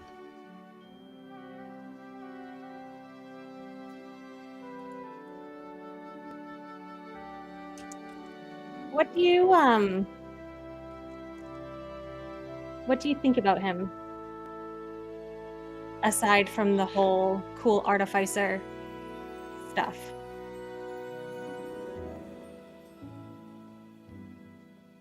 He would make an excellent research partner. I think that he- you are not wrong. He's very I think he's very used to the physical. I Yeah, don't he is. know if he is as connected to the mental. Right, but I think that's kind of where it works, right? Like even making your new focus earlier. You know, we were, and we did Yori's spear, and you know where I am much better at design work. He's so plain, but he can absolutely build things that I could never build. He just needs direction, and I don't think he's ever really had good direction. He's a complicated guy.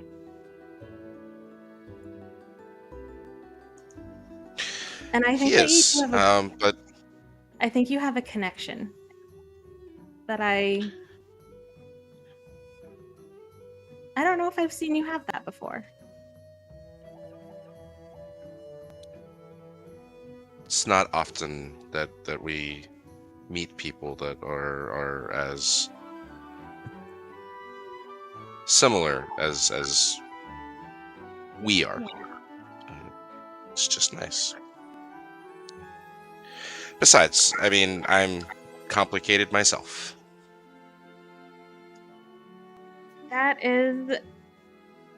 That's true. You I don't know if you want to talk about this now, but you did mention earlier. She's just gonna like point to her head.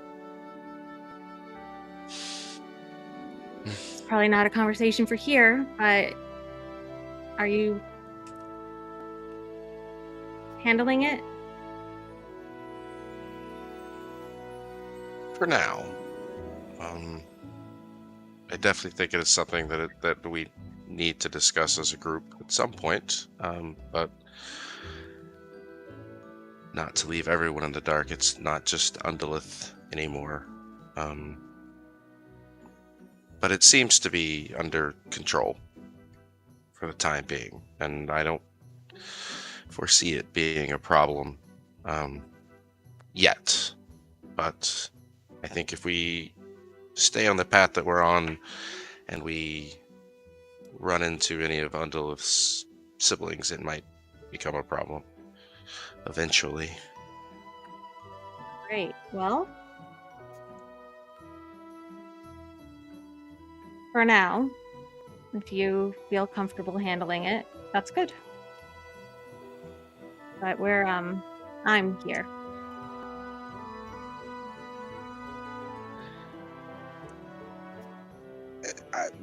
Honestly, Gwen, I think my biggest concern at the moment, really sharing anything with anyone, is if she's in there, then she's aware of everything, right? My own thoughts are not hidden from her. Yeah, Which that's makes this part unsettling. of the very much so. But there are more important things at hand. With you, what is? You're different, obviously, but what's the plan here? have You no get- idea. I'm kind of You guys just can keep winging talking, it. but I just real quick, I just want a perception check and then a luck check, please. Wow. All right. These dice are so different from last week. 15 for my perception. And I've been rolling at disadvantage tonight too. 16 for perception, 15 for luck. Oh, luck. Do we have to both roll a luck? Yeah. Okay. Might as well. 15 for luck. Damn, that's cool. Great. Please Sounds like a continue. nat 20 in my mind. Mm-hmm. Yeah. With you, what's up? I really don't know. I just feel like I'm winging it. Kind of a speed run of several years.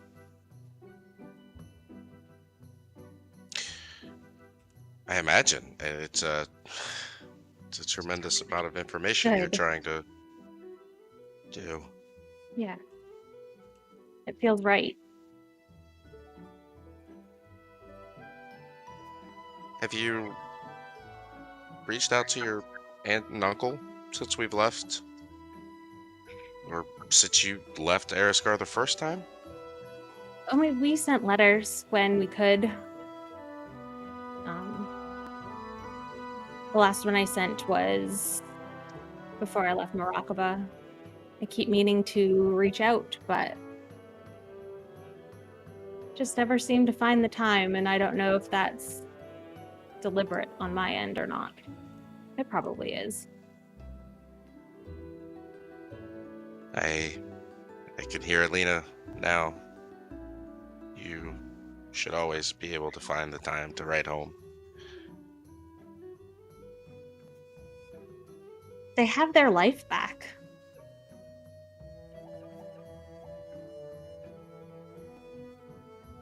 I don't want them to worry.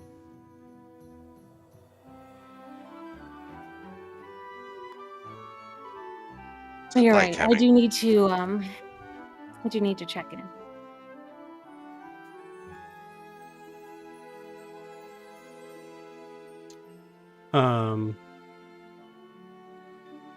Give me those perception checks one more time. I know one of you got it. I can't remember who. 16. I had a 15. 16, 15. Cool. You might have both gotten it, actually. Yup. You see a group of guards as you guys are walking by. Also, like, reminder, you see the Blackwater Banshee hunts today. Be warned, be wary in the sky still. I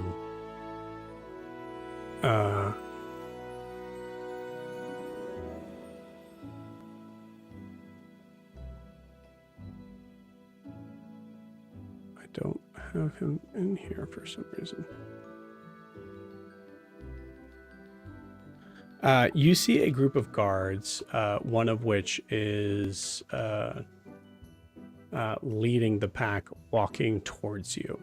The guard that's walking towards you is holding on to his helmet to his side, and comes up to you and is looking at you, Alistair. But I say he's about 40 feet away.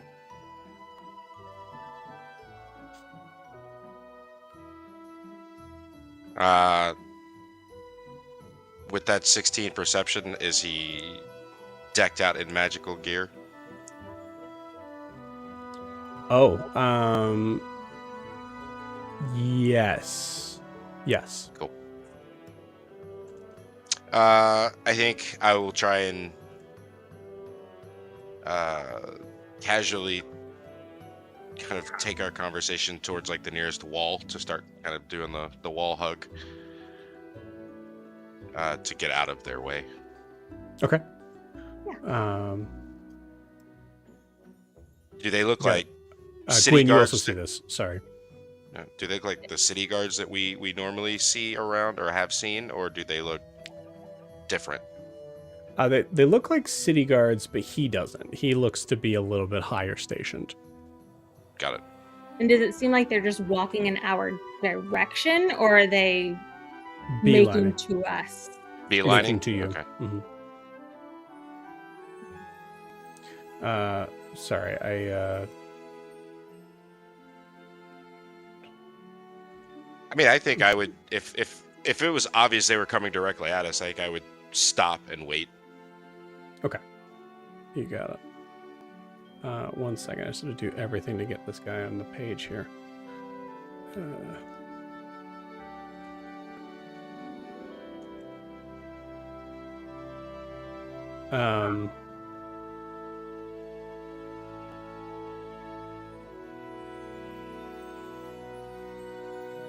Okay. Sir, moment of your time. You could come with us. You can have my time right here, sir. Can I catch your name, please? My name is Cedric Glimmershield. I am talking to you about a very important matter. We could do this the easy way or the hard way. It's entirely up to you, but I would recommend that you come with me this instant.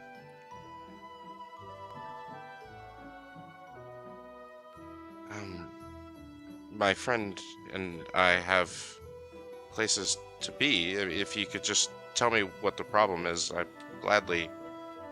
Surely we can clear this up. We are Maybe you very could- new in town, so I think it can be very quickly handled, whatever it is. Understood. Maybe you could tell me about this then. About Yes?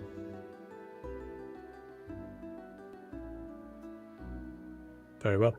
So you're under arrest. I need you to come with me. And then motions for his guards to go and cuff you, Alistair.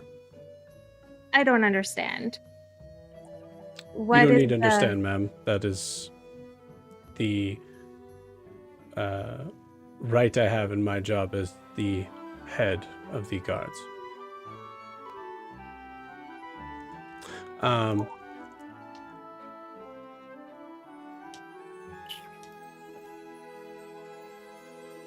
When?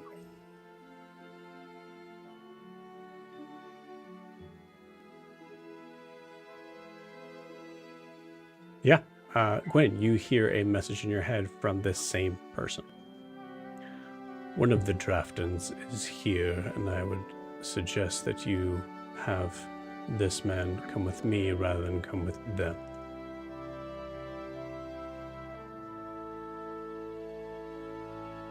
I'm sure it's something that we can take care of pretty quickly. Great. Would you be escorting us to the guardhouse? I am his representation. Fantastic. So, please come this way. And Okay. starts Alright. to cart you off as you are being walked with four guards and Cedric around you.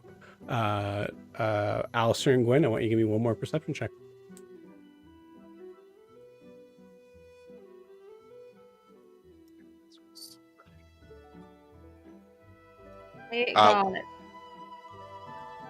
I was gonna say I got a 17. Okay, Oops, I got sorry, a no, 30. it's disadvantage. So it's the lower one. Got a 12. 13.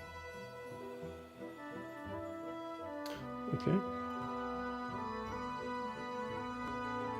Yeah, it's enough. You're walking right by him, so. As you're walking by, you notice there is a figure that seems to be watching you walk by, Alistair. You haven't gotten the message, but with a 13 is enough to allow an investigation check.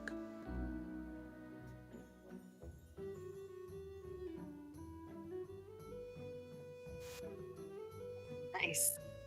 You're muted. Natural 20 for a 31. Hey. That's how you do it. As you're walking by this individual, you can't help notice that he looks incredibly similar to both James Drafton and Marion, as you surmise that this is most likely the older brother who is scouring at you between the metal plates of the guards, moving back. Do you look back and do anything in this moment? I was gonna say, I think 100% from where Alistair's been the last day or two, when he recognizing, I think he stops, and I know he's surrounded by guards, but I think he faces him and just smiles at him until the guards usher him along. Yeah, I think Gwen would try to keep him moving, but if I can, I assume that Houston has probably been slinking behind us. Cool. I'm going to leave him following the Drafton. You got it. Alistair, you hear a message in your head. Yeah. Go ahead. Those guard towers are going to protect you. See you soon. And with that, we're going to end tonight's session. We'll see you guys next week. Bye-bye.